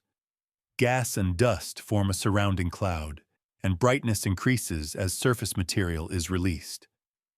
The acceleration often varies as the object rotates, producing periodic changes. In contrast, 3I/Atlas shows no detectable coma or tail during the period observed so far. Its brightness changes smoothly and predictably, consistent with reflection rather than emission. The residual acceleration is also smooth, lacking the variability expected from localized jets. These differences do not eliminate outgassing as a possibility, but they suggest that if present, it operates under atypical conditions. Radiation pressure is another well-understood non-gravitational force. Photons emitted by the Sun carry momentum. When they strike an object, they impart a tiny push. For large bodies with substantial mass, this effect is negligible. For objects with very low mass or extremely large surface area relative to mass, it can become significant. Radiation pressure acts radially, pushing directly away from the Sun. Its magnitude decreases with the square of distance, mirroring the decrease in solar intensity. For 3I/Atlas, radiation pressure is evaluated quantitatively. The direction of the observed residual acceleration does not align purely with the radial direction away from the Sun. It includes a component along the direction of motion. This misalignment reduces the likelihood that radiation pressure alone accounts for the effect. Additionally, the magnitude required would imply an unusually low mass relative to surface area. While not impossible, this implication introduces further constraints that must be considered carefully. Radiation pressure is therefore noted as insufficient by itself, though it may contribute partially. A related effect involves thermal emission. As an object absorbs sunlight, it heats and re-emits energy as infrared radiation. If this re-emission is not perfectly symmetric, it can produce a small thrust. This process depends on surface temperature distribution, rotation rate, and thermal properties. It has been observed to affect the orbits of some asteroids over long periods. The force typically acts in a direction related to the object's rotation and motion, making it more complex than simple radiation pressure. For 3I/Atlas, Atlas thermal forces are considered in a general sense. The smoothness of the observed acceleration is compatible with a process that operates continuously across the surface rather than in localized bursts. The alignment with velocity could in principle arise from thermal re-emission combined with rotation. However, without knowledge of the object's spin state shape or thermal conductivity, this assessment remains qualitative. The analysis records compatibility rather than confirmation. Interactions with the solar wind are also examined. The Sun emits a steady flow of charged particles that permeates the inner solar system. These particles carry momentum and can exert pressure on objects they encounter. The effect depends on electrical properties and on any surrounding gas or plasma. For solid bodies, the force is generally very small. It is more relevant for dust grains or objects with extended gaseous envelopes. In the case of 3I/Atlas, there is no evidence of an extended envelope. The object appears compact and inactive. Solar wind pressure is therefore expected to be negligible compared to other non-gravitational forces. Its direction would also tend to be radial, rather than aligned with velocity. This mismatch makes it an unlikely primary contributor to the observed residuals. Electromagnetic forces are considered briefly. If an object carries a net electric charge and moves through magnetic fields, it can experience forces. In the interplanetary environment, such effects are typically relevant only for very small particles. For kilometer-scale bodies, they are vanishingly small. No known mechanism would allow electromagnetic forces to produce the observed acceleration without leaving other detectable signatures. This class of forces is therefore dismissed early in the assessment. Throughout this survey, emphasis remains on known physics. No new forces are introduced, and no speculative mechanisms are proposed. Each candidate is evaluated against the constraints derived from observation magnitude, direction smoothness, and dependence on distance. None is immediately ruled in or out conclusively, but several are narrowed substantially. The analysis also considers combinations of forces. It is possible for multiple small effects to act together, producing a net acceleration, with properties not matching any single force alone. For example, a modest level of mass loss combined with radiation pressure could alter both magnitude and direction. Thermal effects could further modify the result. Such combinations are difficult to disentangle without additional data, but they remain within the realm of established processes. Crucially, this stage does not require selecting a preferred explanation.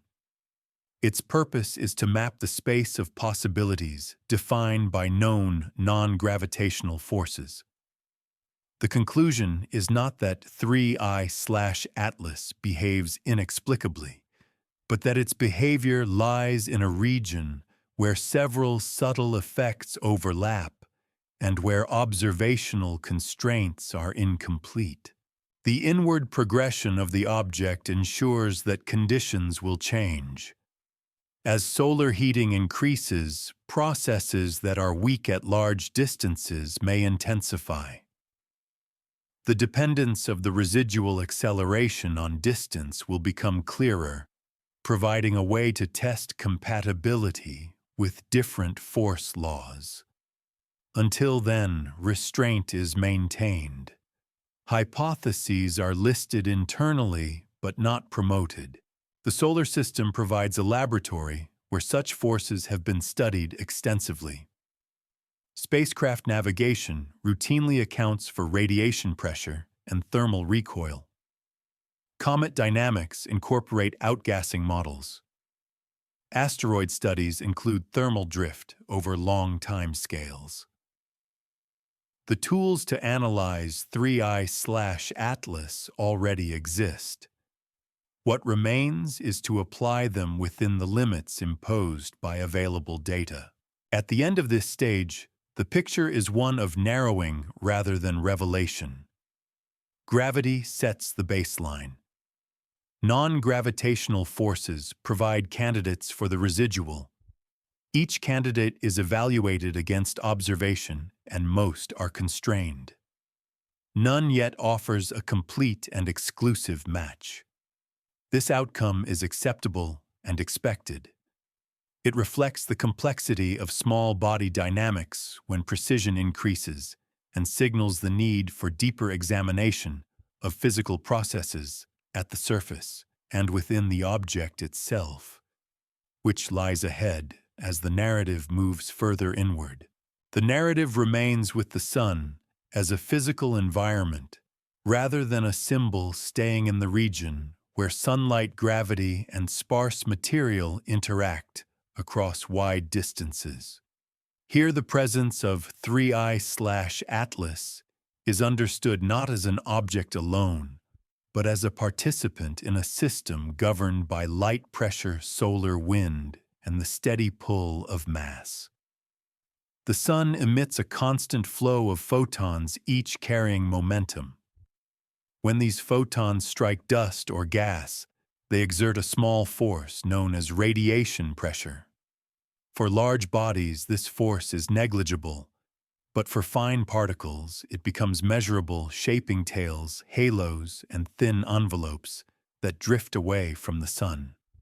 As 3I/Atlas approaches, instruments observe changes in brightness that do not follow the simplest expectations for an inert, rocky body. The light curve rises and falls with subtle asymmetry, suggesting that material is interacting with sunlight in ways that require careful separation of causes. Scientists first describe what is directly measured total reflected light color across wavelengths and how these values change with distance from the Sun. Only after this description do they move toward explanation, comparing these patterns to known classes of comets and asteroids. At this distance from the Sun, heat begins to matter. Solar energy warms the surface of any small body, but the effect depends on composition, rotation, and structure. A solid rock with little volatile content responds slowly, heating and cooling with minimal change in mass. An icy body responds differently. As temperatures rise, certain substances transition from solid directly to gas, a process called sublimation. Water ice does this near the orbit of Earth, while carbon dioxide and carbon monoxide can do so much farther out. The gas produced carries dust with it, forming a surrounding cloud that reflects sunlight efficiently. In the case of 3I/Atlas, observers note signs that could be consistent with weak outgassing, yet the signals are faint and irregular. There is no dramatic tail like those of familiar comets, but neither is there complete stillness. The ambiguity becomes central. Scientists document the limits of detection, stating clearly what instruments can and cannot resolve at this range. They avoid assuming composition, focusing instead on measured energy balance and the rate at which brightness changes as solar heating increases. Another influence becomes apparent as the object moves through the Sun's extended atmosphere, the heliosphere. The solar wind, a stream of charged particles flowing outward in all directions, interacts with any gas released from a small body. This interaction can create subtle structures, such as ion tails, that align not with the object's path, but with the direction of the solar wind. For 3I/Atlas, any such features remain near the edge of detectability. Researchers process images carefully subtracting background stars and correcting for instrumental noise. They describe tentative features as tentative, noting their orientation and variability without assigning firm interpretation. The emphasis remains on process, how solar particles transfer energy and momentum, how magnetic fields guide charged material, and how these effects depend on distance from the Sun and the current state of solar activity. Gravitational influence continues to dominate motion, but it is no longer the only force considered. As data accumulate, small deviations from a purely gravitational path are examined. These deviations, called non-gravitational accelerations, can arise when gas escapes unevenly from a rotating body. Even a very small thrust, sustained over time, can alter a trajectory enough to be measurable. For 3I/Atlas, analysts fit the observed positions with models that include or exclude such forces. They report confidence ranges rather than single answers. In some solutions, a weak non-gravitational term improves the fit slightly. In others, the improvement falls within statistical noise. This careful accounting reflects a broader discipline in planetary science, where conclusions are constrained by the quality and quantity of data, rather than by desire for classification.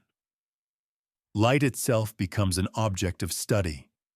Spectroscopy breaks the reflected sunlight into component colors, revealing absorption features that correspond to specific molecules or minerals. In this region, the signal remains faint. Some wavelengths suggest a surface that is darker than typical icy comets, absorbing more light than it reflects. This darkness could arise from carbon-rich material altered by long exposure to cosmic radiation, or from a surface depleted of fresh ice. Scientists do not choose between these explanations here. Instead, they describe laboratory measurements of known substances and how they compare, noting overlaps and mismatches. The process remains one of elimination and constraint, narrowing possibilities without closing them prematurely. Rotation enters the analysis as observations extend over time. Small variations in brightness repeat with a regular rhythm, hinting at a spinning body with an uneven surface. From these patterns, approximate rotation periods are estimated with uncertainty margins clearly stated. Rotation affects how heat is distributed, influencing where sublimation might occur if volatile material is present.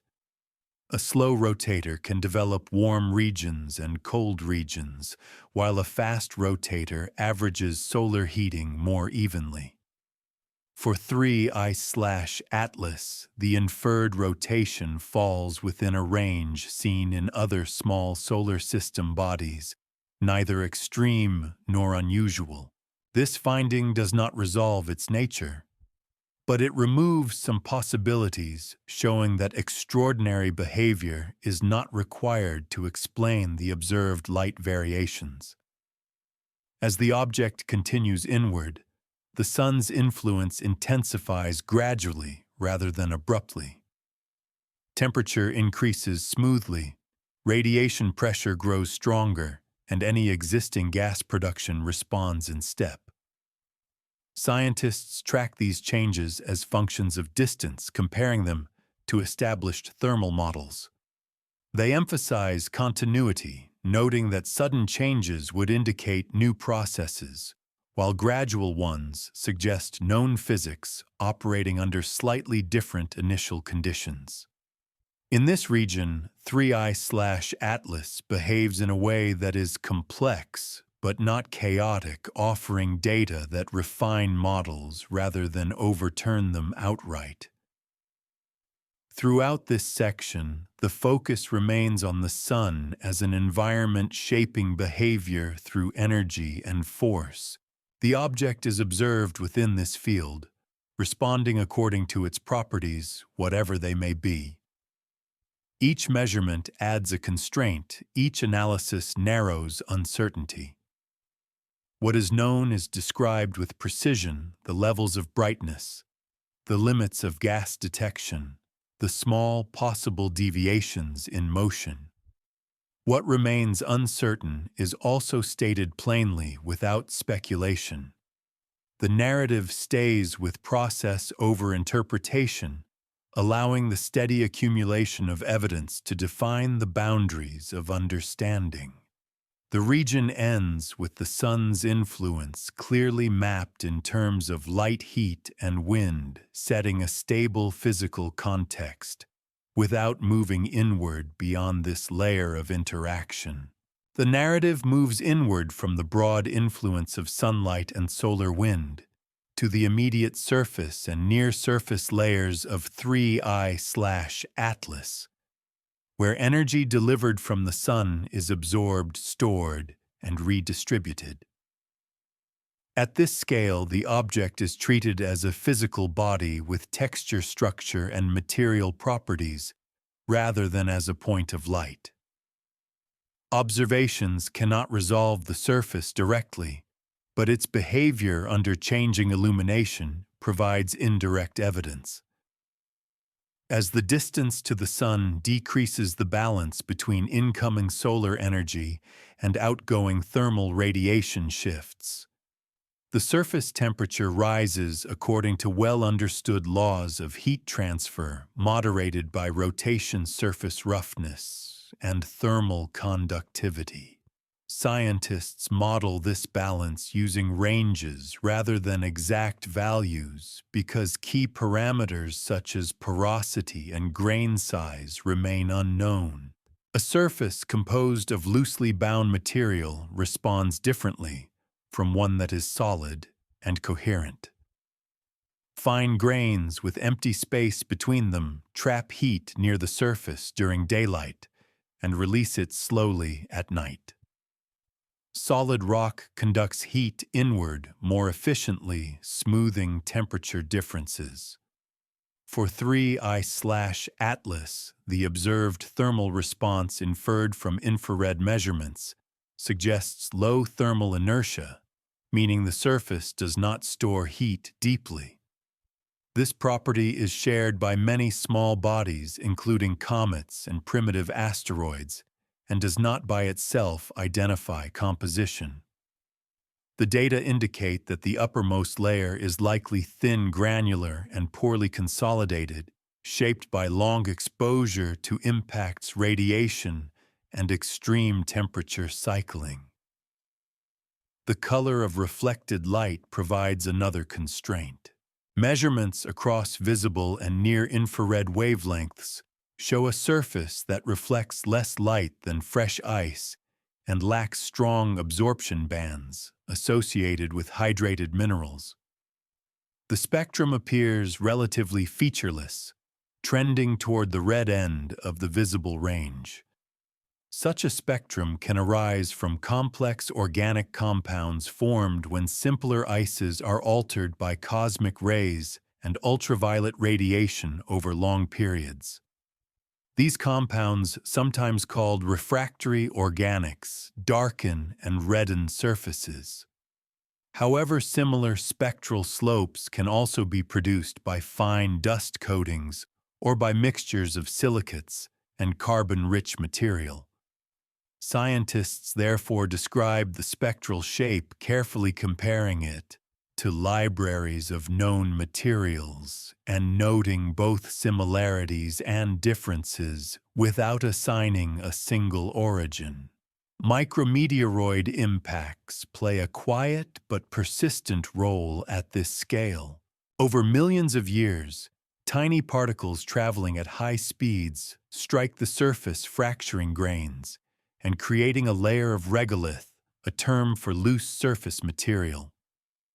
Each impact deposits energy, melts or vaporizes a minute amount of material and contributes to surface roughness. The cumulative effect alters reflectivity and thermal properties. For an object that may have spent long periods outside the inner solar system, the rate and nature of these impacts would differ from those experienced closer to the Sun. Models account for this by considering exposure to interplanetary dust and potentially interstellar dust, if the object's path included such regions. The resulting surface is expected to be heterogeneous, with patches of different grain sizes and compositions mixed at small scales. Cracks and voids within the near-surface layer influence how gases, if present, escape. When volatile substances sublimate beneath a porous crust, gas pressure can build locally and vent through weak points. This process does not require large reservoirs of ice. Even small amounts can produce measurable effects if released unevenly. In 3I/Atlas, any such activity appears weak and sporadic. Scientists look for correlations between changes in brightness and rotational phase, which could indicate localized active areas. The correlations remain tentative, limited by data quality, but they guide further observation strategies. The absence of strong, persistent jets suggests either a scarcity of near-surface volatiles or a surface layer that inhibits sustained gas flow. Mechanical strength is another inferred property. The response of the object to thermal stress, particularly as it approaches closer to the Sun, offers clues about cohesion. Rapid heating can induce expansion, while cooling leads to contraction. Repeated cycles generate stress that can fracture brittle material. For some comets, this leads to fragmentation or shedding of surface layers. In the case of 3I/Atlas, no clear signs of fragmentation are detected at this stage. The light curve remains stable within measurement uncertainty, and no sudden increases in dust production are observed. This stability suggests a surface that can accommodate thermal stress without catastrophic failure, though small-scale cracking cannot be ruled out. Density remains one of the most difficult properties to constrain. Without a spacecraft encounter or a clear measurement of non-gravitational acceleration, density must be inferred indirectly. Low-density bodies tend to respond more strongly to outgassing forces, while higher-density bodies remain dominated by gravity. The ambiguous evidence for non-gravitational effects in 3I/Atlas leaves density poorly constrained. Scientists therefore present ranges consistent with the data spanning values seen in both cometary nuclei and some porous asteroids. This approach maintains fidelity to observation while avoiding premature classification. The interior just beneath the surface is considered next still within the same inward region. Heat penetrates only a short distance on timescales relevant to the object's passage through the inner solar system. Beneath this shallow layer, temperatures remain close to those experienced far from the Sun. If volatile materials exist deeper down, they may remain insulated and inactive. The thickness of this insulating layer depends on thermal conductivity and porosity. Models show that even a few tens of centimeters of dusty material can effectively seal underlying ice for long periods. For 3I/Atlas, the lack of strong activity is consistent with such a configuration, but not uniquely so. Throughout this examination, scientists emphasize that surface and near-surface properties are emergent results of history. Radiation processing impact gardening and thermal cycling act together over time, shaping what is observed now. The data available allow these processes to be constrained, but not reconstructed in detail. The narrative, therefore, remains descriptive and explanatory, outlining how each property is inferred and how uncertainties propagate through interpretation. Known physical laws govern heat flow, light reflection, and material strength, and these laws are applied carefully within measured limits. As this region concludes, 3I/Atlas is understood as a small body with a dark granular surface, low thermal inertia, and limited or weak near-surface activity. These characteristics fit within established ranges for primitive objects in the solar system. What distinguishes the object is not any single surface property, but the combination of these properties with its trajectory and external influences, which are addressed in adjacent regions of analysis. The focus remains fixed on the surface layer and its immediate subsurface, completing this inward step without extending into deeper interior structure. The narrative moves further inward beyond the surface and shallow subsurface into the internal structure of 3I/Atlas, where temperature changes slowly and material properties reflect long formation histories rather than recent solar influence. This region cannot be observed directly. Its presence is inferred through models constrained by mass rotation, thermal behavior, and structural stability. Scientists treat the interior not as a hidden mystery, but as a zone governed by the same physical rules seen elsewhere applied under conditions of low gravity and minimal internal heat. At this depth, temperature remains relatively constant over the timescale of a single passage through the inner solar system. Heat from the sun diffuses inward only gradually. For a body of this size, calculations show that seasonal heating affects only the outermost layers. The interior remains cold, preserving whatever materials were incorporated during formation. This thermal isolation allows volatile substances, if present, to survive for long periods without significant loss. The key uncertainty is not whether cold conditions persist inside, but what materials occupy that volume and how they are arranged. One possibility considered is a rubble pile structure, a term used to describe an aggregate of fragments held together by gravity rather than by solid cohesion. Such structures are common among small bodies formed when larger parent bodies are disrupted by collisions. In a rubble pile, voids occupy a significant fraction of the interior, lowering overall density and altering mechanical behavior. Stress is distributed unevenly through contact points between fragments, rather than through a continuous solid. This structure explains why some objects can absorb impacts without shattering, while others reconfigure internally. For 3I/Atlas, the lack of observed fragmentation under increasing solar stress is consistent with, but does not prove such an internal arrangement. An alternative is a more coherent body with fewer voids and higher internal strength.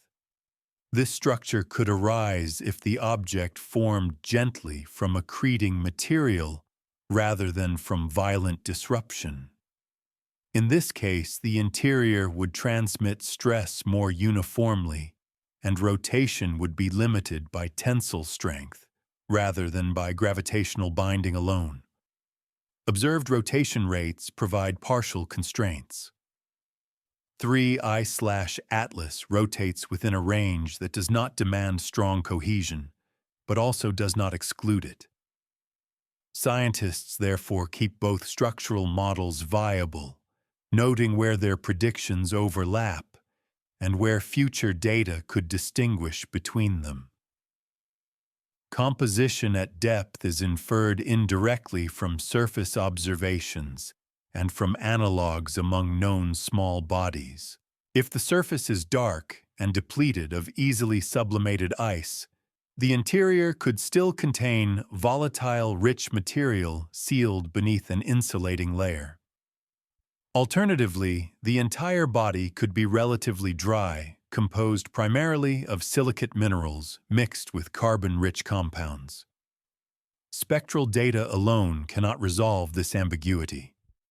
Instead, scientists consider the object's dynamical history, recognizing that time spent in different regions of space affects internal composition.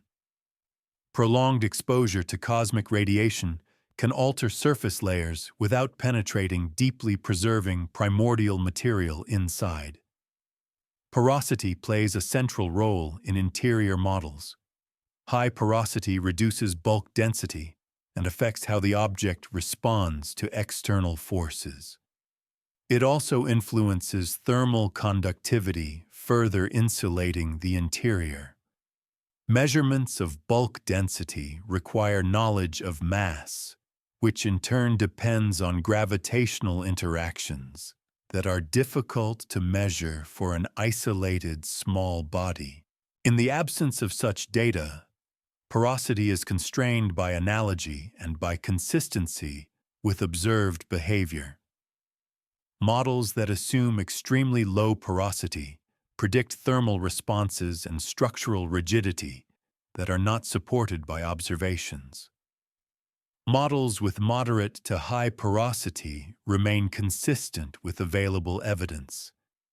Internal layering is another consideration.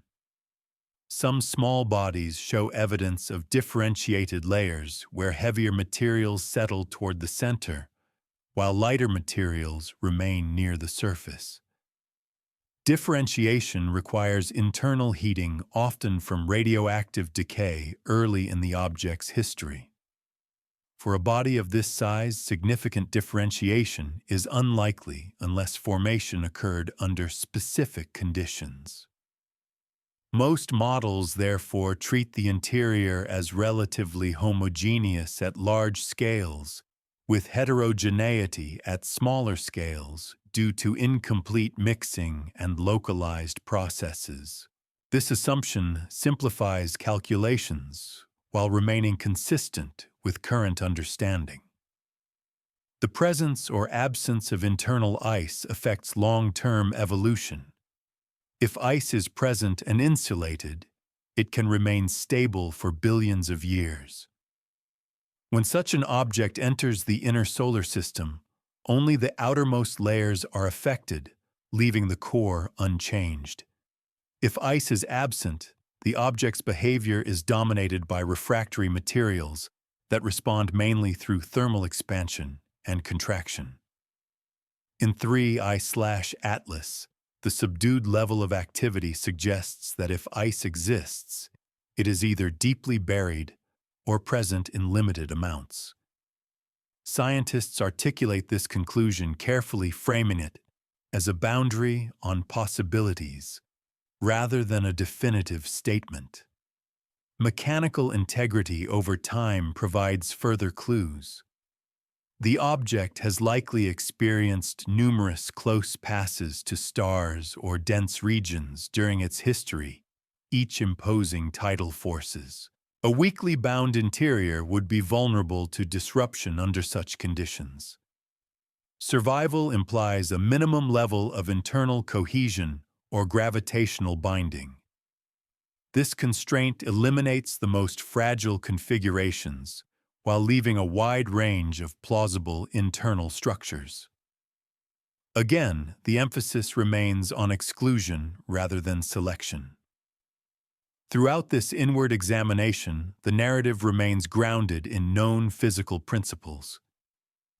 Heat diffusion, stress distribution, gravitational binding, and material strength are described as interacting processes. Uncertainty is treated not as a gap to be filled with conjecture, but as a measured range within which models operate. The interior of 3I/Atlas emerges as a cold, stable region shaped primarily by formation conditions and long-term exposure rather than by recent solar heating. As this region concludes, the object is characterized internally as porous or partially consolidated, thermally insulated, and mechanically stable under current conditions. These traits align with those of many primitive small bodies. No single internal feature stands out as anomalous. Instead, the interest lies in how this interior interacts with outer layers and external forces over time, a relationship explored only through careful modeling and continued observation. The narrative remains within this interior region, completing the inward step without extending into microscopic composition or atomic scale processes which lie beyond the current scope. The narrative moves inward again from bulk interior structure toward the smaller scale materials that compose that interior, where grains, ices, and compounds interact under low pressure and low temperature. At this level, the object is no longer considered as a single body, or even as a collection of fragments, but as an assembly of substances whose physical and chemical properties determine long-term behavior. This region remains inaccessible to direct observation, yet it is constrained by laboratory measurements, meteorite studies, and spacecraft encounters with similar bodies elsewhere in the solar system. Within the interior, pressure remains extremely low compared to that inside planets or even large moons. Gravity is weak, allowing materials to retain high porosity without collapsing. Under such conditions, grains contact each other lightly, and void spaces persist. The lack of compression means that mineral structures remain close to their original forms, unaltered by metamorphism. Scientists infer that any silicate grains retain primitive textures, similar to those found in the most unaltered meteorites. These grains formed early condensing from a cooling gas or aggregating in cold environments and have experienced little subsequent modification. Alongside silicates, carbon-bearing compounds are expected. In cold regions of space, carbon combines with hydrogen, oxygen, and nitrogen to form a wide variety of simple and complex molecules. When exposed to radiation, these molecules can polymerize into more complex refractory substances. Over time, such materials darken and become chemically stable. If present inside 3I/Atlas, these compounds would occupy grain surfaces and pore spaces, contributing to low reflectivity and altering thermal properties. Their presence is inferred indirectly through surface color and through comparison with known primitive bodies. Ice, if present, occupies a distinct role at this scale. Water ice forms crystals whose structure depends on temperature and pressure. At the low pressures inside a small body, ice remains stable only if temperatures stay sufficiently low. Other ices, such as those containing carbon monoxide or carbon dioxide, require even colder conditions. Scientists consider whether such ices could survive within the interior over long timescales. Models indicate that deeply buried ice can remain intact for billions of years if insulated by a porous outer layer. The absence of strong surface activity does not exclude this possibility, but it limits the amount of ice that can be exposed or mobilized. Chemical interactions at these temperatures proceed slowly. Without liquid water reactions are driven mainly by radiation and by rare energetic events such as impacts. Cosmic rays penetrate tens of centimeters into material-breaking molecular bonds and creating new compounds. This processing alters chemistry, gradually producing a mixture that reflects long exposure rather than rapid change. Inside 3I/Atlas, the interior chemistry is therefore expected to be layered in time rather than in space, recording cumulative exposure rather than episodic events. The distribution of materials at this scale influences mechanical behavior. Fine-grained mixtures behave differently from aggregates dominated by larger clasts. Fine grains increase surface area, enhancing the effects of radiation processing and gas adsorption. Larger fragments create larger voids and more heterogeneous stress distribution.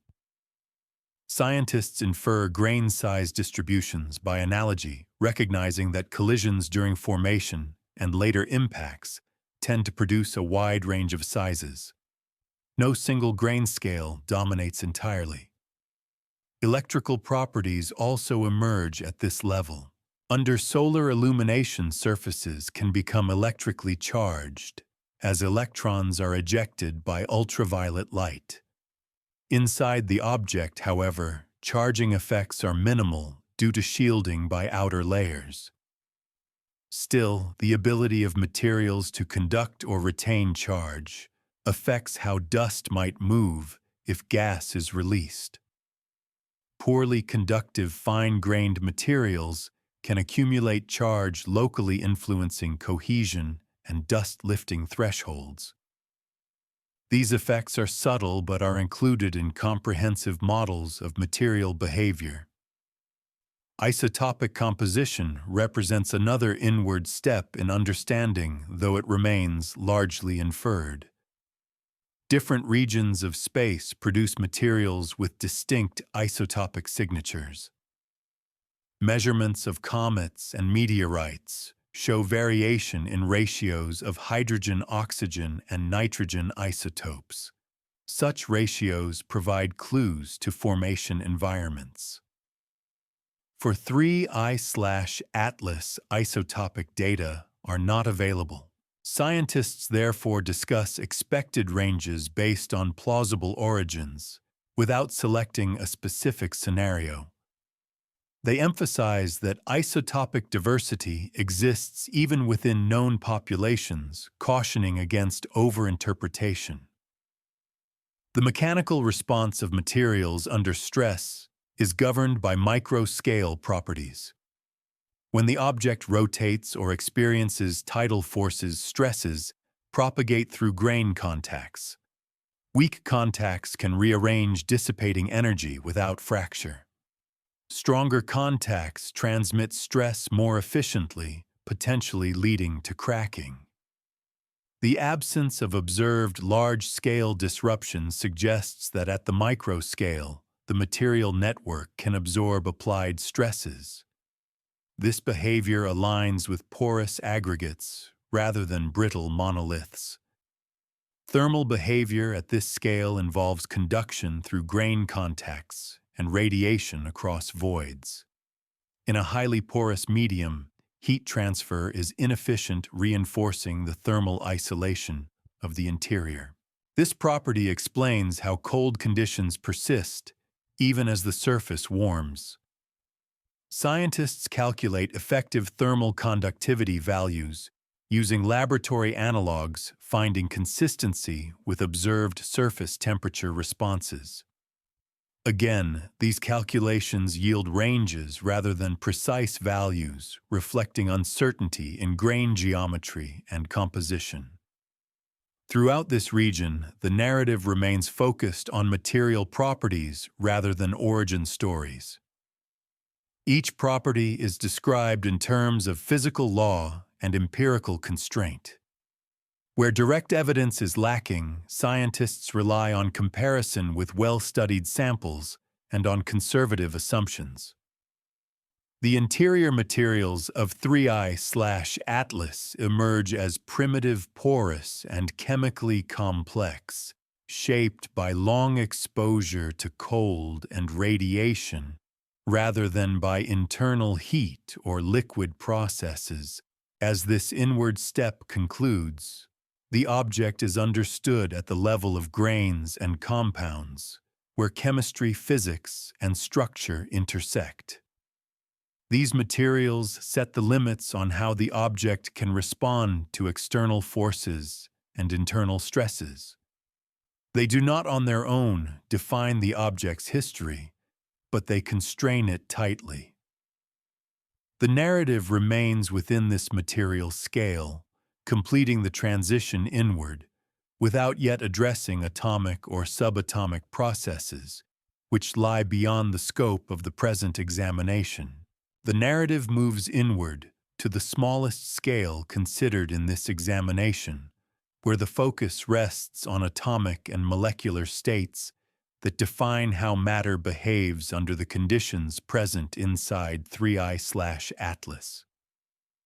This region does not introduce new forces or speculative physics. Instead, it describes how well-known atomic interactions operate in an environment of extreme cold, low pressure, and prolonged isolation.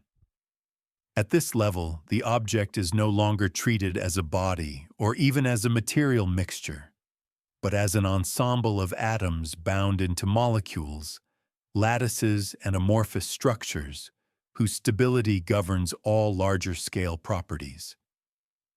Temperatures inside the object remain far below those required for thermal motion to significantly alter atomic arrangements. At such low temperatures, atoms vibrate only weakly around fixed positions. Chemical bonds once formed persist for long periods without rearrangement. This stability allows the preservation of molecular structures that would be transient or unstable under warmer conditions. Scientists infer that many of the compounds present inside 3I/Atlas are effectively frozen in their formation states, carrying a record of the physical conditions under which they assembled. Radiation remains the primary agent capable of altering atomic structures in this environment. High-energy particles from cosmic rays penetrate deeply, interacting with nuclei and electrons. When a cosmic ray passes through material, it can ionize atoms, break molecular bonds, and generate secondary particles that propagate further interactions. These events occur infrequently on human timescales, but accumulate over millions of years.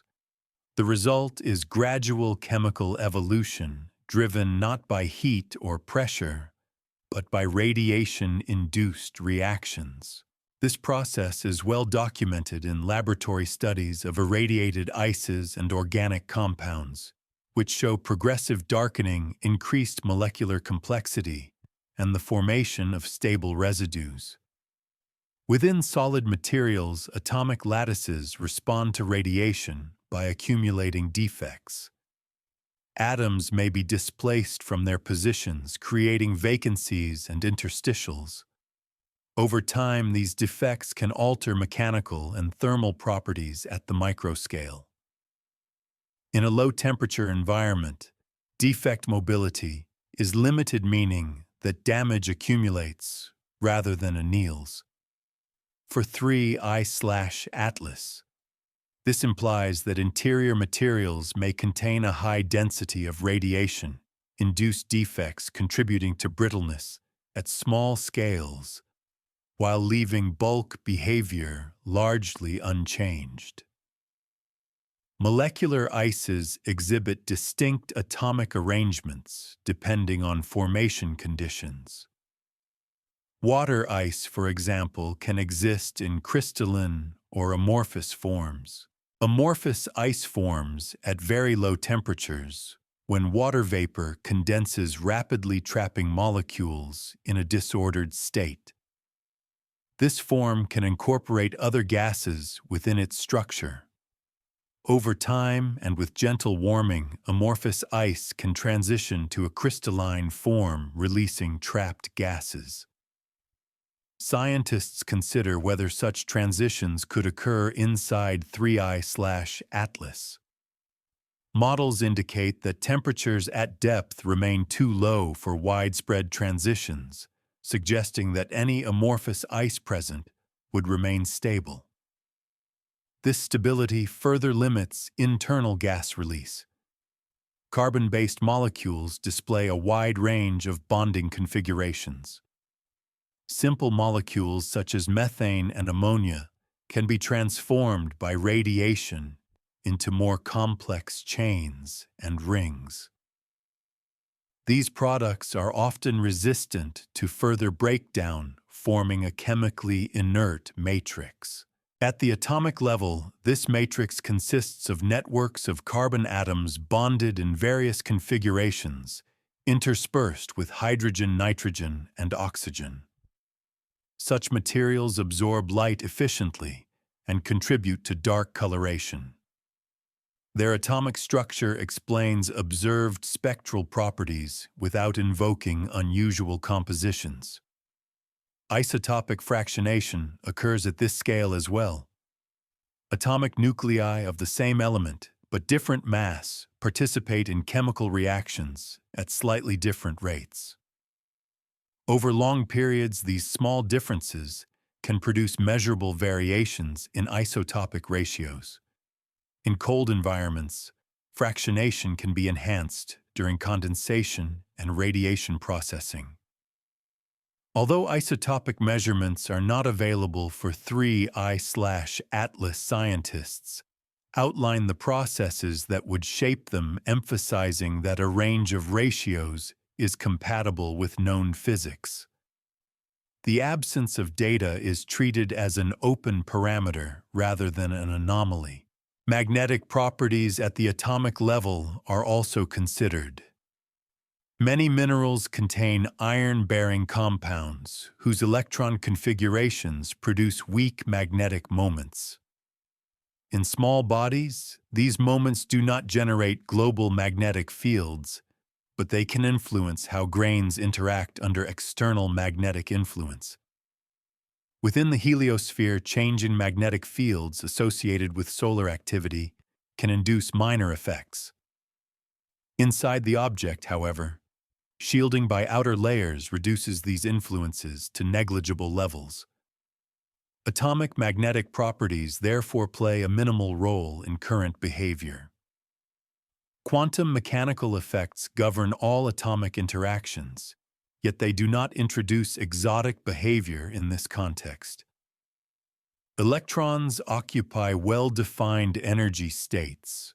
Bonds form according to established principles, and transitions occur only when energy thresholds are met.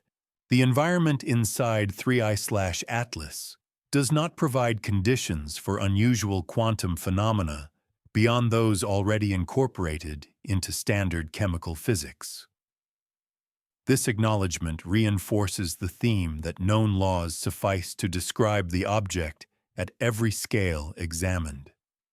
Time becomes a critical factor at this level. Atomic and molecular processes proceed slowly in cold, radiation-dominated environments. Changes that would occur rapidly in warmer settings unfold over geological timescales. The interior atomic structure of 3I/Atlas is therefore best understood as a snapshot of long-term equilibrium punctuated by rare energetic events. Each atom occupies a state shaped by both initial formation and cumulative exposure, with little opportunity for reorganization. As this inward progression concludes, the object is fully described from the scale of solar influence down to atomic structure. No further inward step remains within the bounds of classical physical description relevant here. The atomic and molecular state provides the foundation upon which all higher-level properties rest. It explains thermal behavior, mechanical response, chemical composition, and optical characteristics without invoking unknown mechanisms. The narrative remains descriptive and explanatory, emphasizing continuity across scales. At every level, 3I/Atlas conforms to established physical understanding. Uncertainty persists only in parameter values and initial conditions, not in governing laws. This completion of the inward path leaves the object fully framed within known science, ready for integration with broader dynamical and contextual analysis, without altering the conclusions drawn from its internal constitution.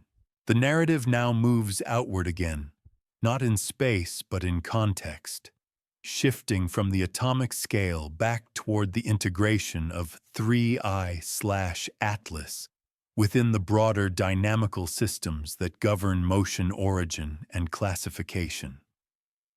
This region is not a return to surface or interior, but an inward layer of understanding where internal properties are combined with trajectory timing and interaction histories. Here, scientists examine how a body with the described physical and material characteristics behaves over long intervals as it moves through gravitational fields and radiation environments. Orbital dynamics provide the primary framework. The path of 3I/Atlas through space is reconstructed from precise positional measurements collected over time. These data allow scientists to determine velocity direction and curvature under gravitational influence. The resulting trajectory does not exist in isolation. It is compared against known populations of small bodies, each defined by characteristic orbital distributions shaped by planetary formation and migration. The analysis proceeds carefully, identifying which features of the orbit are robust and which remain sensitive to measurement uncertainty. The motion of the object is consistent with gravitational control by the Sun and planets, yet its incoming path shows parameters that are uncommon among well-catalogued populations. Scientists quantify these parameters using established dynamical descriptors, expressing them in plain terms rather than mathematical formalism.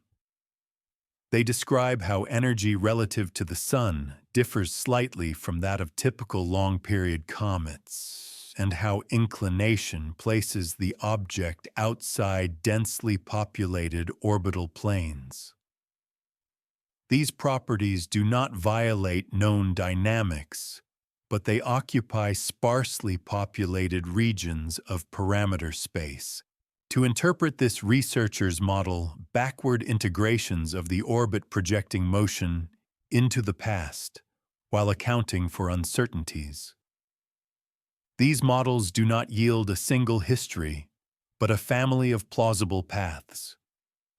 Some paths remain bound to the solar system over long timescales, suggesting origin in distant reservoirs, such as the outer comet cloud.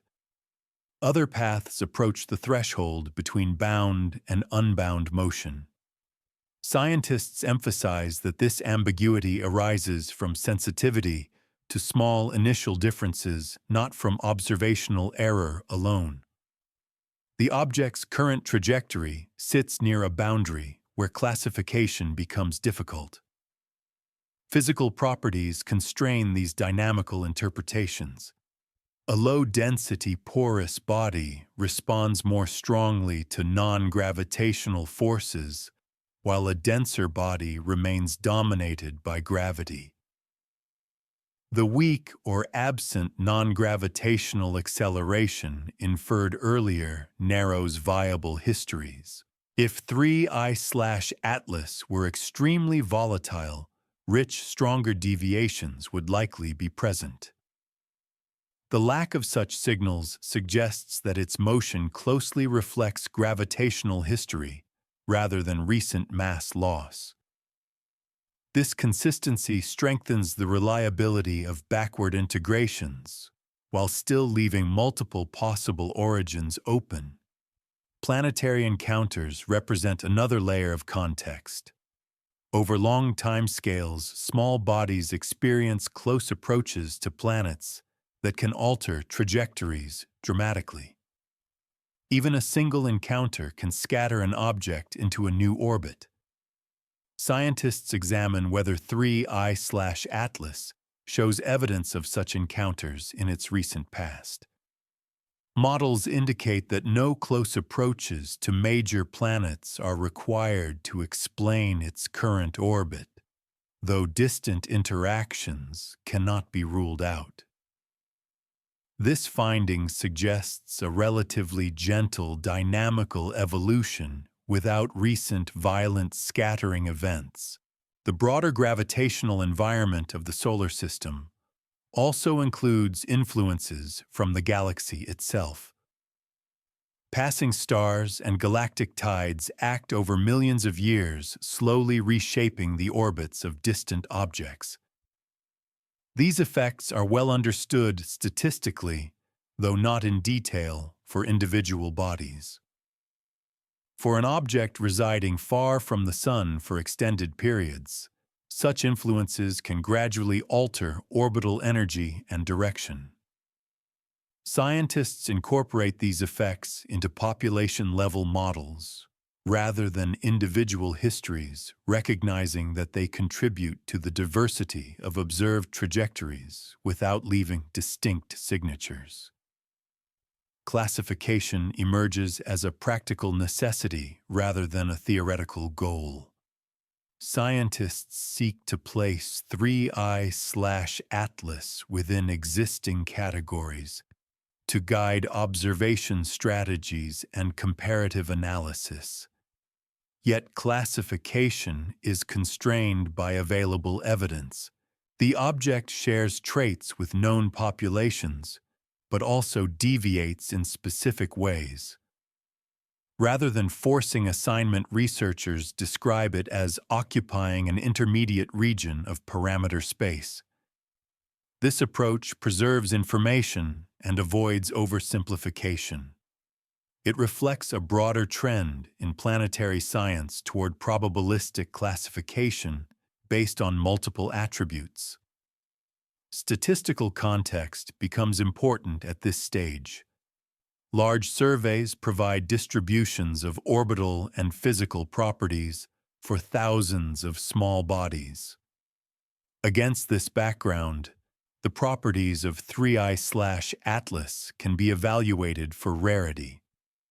Scientists report that while individual parameters may fall within known ranges, the combination of parameters is less common. This statement is carefully framed.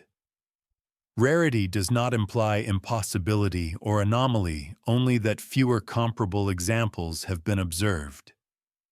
Survey biases are acknowledged as detection efficiency varies with brightness, distance, and motion. Time plays a unifying role.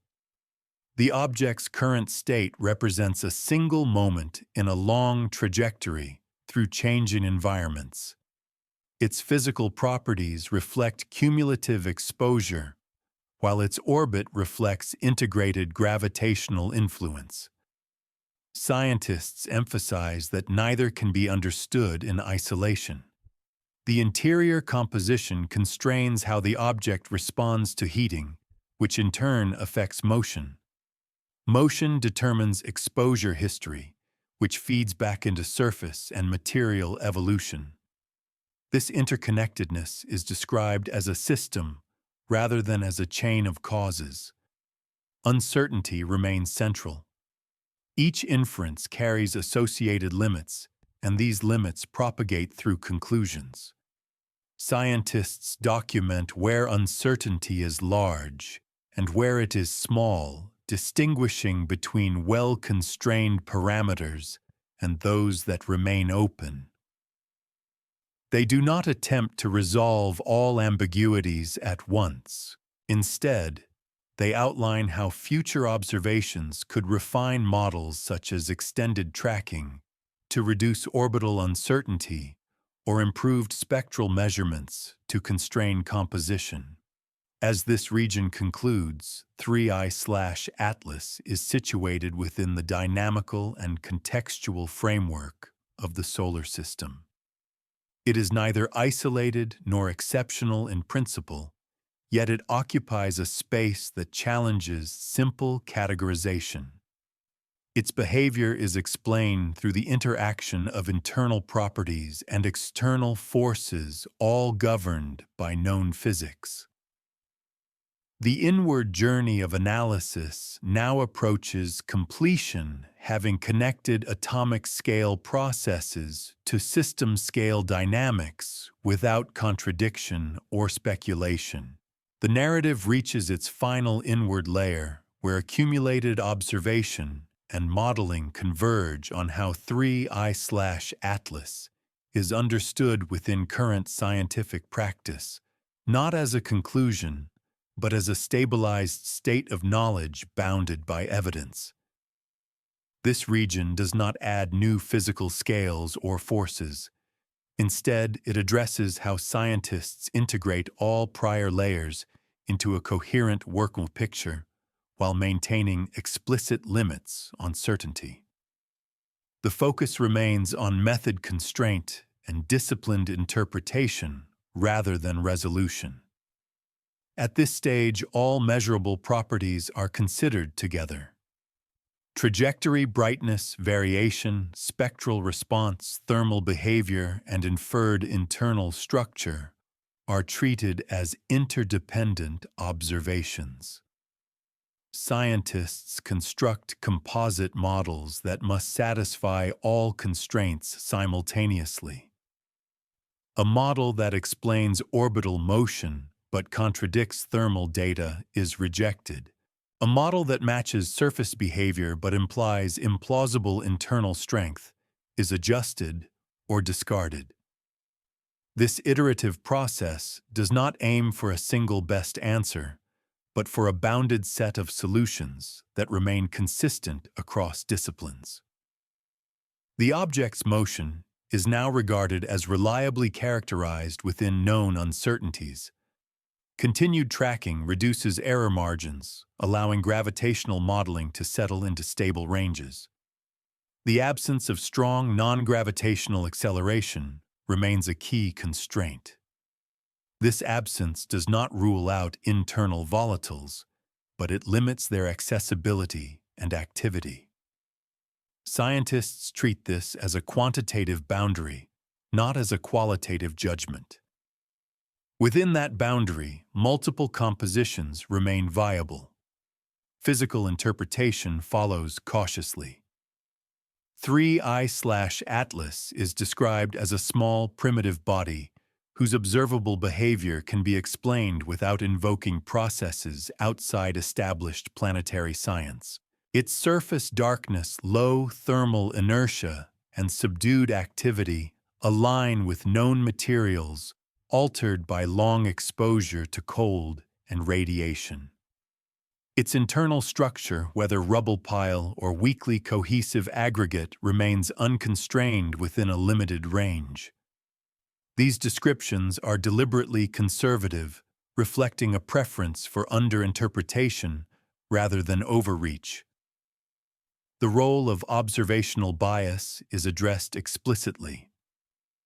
Detection thresholds favor certain sizes, brightness levels, and orbital geometries. Objects like 3I/Atlas may be underrepresented in current catalogs, not because they are rare in nature, but because they are difficult to detect. Scientists factor this into statistical assessments, refraining from claims about uniqueness. The object is placed within a continuum of possibilities, shaped by survey capabilities, as much as by physical diversity. Comparison with known populations continues, but always with caveats. Similarities to long-period comets are weighed against differences in activity. Similarities to dark asteroids are balanced against orbital characteristics. Rather than choosing between categories, scientists allow overlap. This reflects an understanding that natural populations are not always cleanly separable. Boundaries emerge from data density, not from inherent divisions.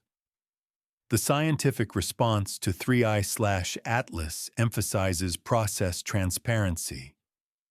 Data reduction methods, modeling assumptions, and uncertainty estimates are documented and shared. Independent teams analyze the same observations using different approaches, comparing results for consistency. Where results diverge, the divergence itself becomes information, highlighting sensitivity to assumptions. This collective scrutiny stabilizes conclusions over time, even as details evolve. Communication within the scientific community remains measured. Findings are presented as incremental refinements, rather than as transformative claims. Language is chosen to reflect probability and constraint. When unknowns are discussed, they are framed as open parameters awaiting further data, not as gaps demanding speculation. This restraint preserves the reliability of the broader framework within which the object is studied. The integration of scales becomes explicit here. Atomic-level stability supports material-level properties. Material properties govern surface behavior. Surface behavior influences thermal response and potential activity. Thermal and activity states affect motion through weak forces. Motion determines exposure history and observational geometry. Each layer reinforces the next. No contradiction emerges when the system is treated as a whole. This coherence is itself a result demonstrating that existing physical laws remain sufficient across scales. Future observations are considered only in terms of refinement. Extended monitoring may narrow orbital uncertainty further. Improved spectral sensitivity may reveal weak compositional features. None of these possibilities require revision of foundational understanding. They are expected to adjust parameter ranges rather than alter governing principles. Scientists therefore view 3I/Atlas as an opportunity to test the edges of current models, not to replace them. As this final section closes, the object stands fully contextualized within modern planetary science. It is described by what is measured, bounded by what is uncertain, and interpreted through methods designed to resist overstatement. The inward journey concludes not with a revelation, but with a stable equilibrium between knowledge and uncertainty. The system remains open to refinement, yet firmly grounded in consensus physics. The narrative ends where scientific practice itself resides, in the disciplined balance between observation, explanation, and restraint. The narrative eases into its final passage, allowing the accumulated layers of description to settle without adding new structure or analysis. 3I/Atlas remains present only as a physical object moving through space subject to light, gravity, and time. Its path continues, its surface responds quietly to changing conditions, and its interior stays cold and stable. Nothing further is required to complete its description. The processes that govern it have been laid out fully, from the scale of solar influence down to atomic stability, each operating according to known principles without urgency or disruption. In this closing movement, attention rests on continuity. The object does not arrive at a final state. It simply persists. Measurements will continue. Models will be refined, and uncertainty will narrow or shift. But the underlying framework remains steady.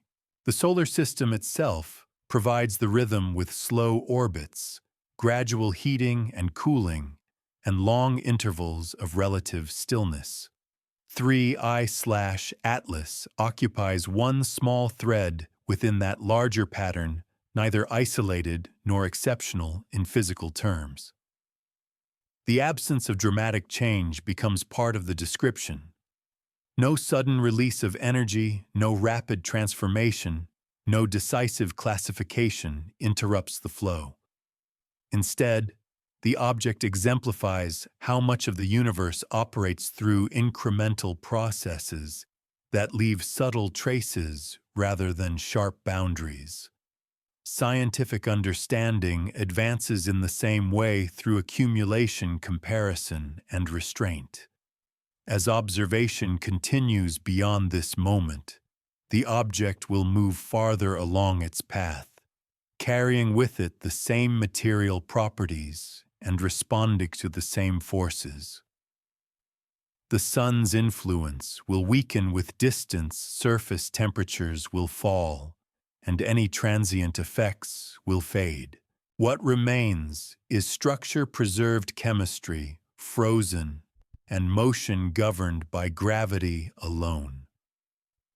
The narrative comes to rest with this quiet persistence, allowing the system to remain exactly as described, complete without resolution, steady without conclusion.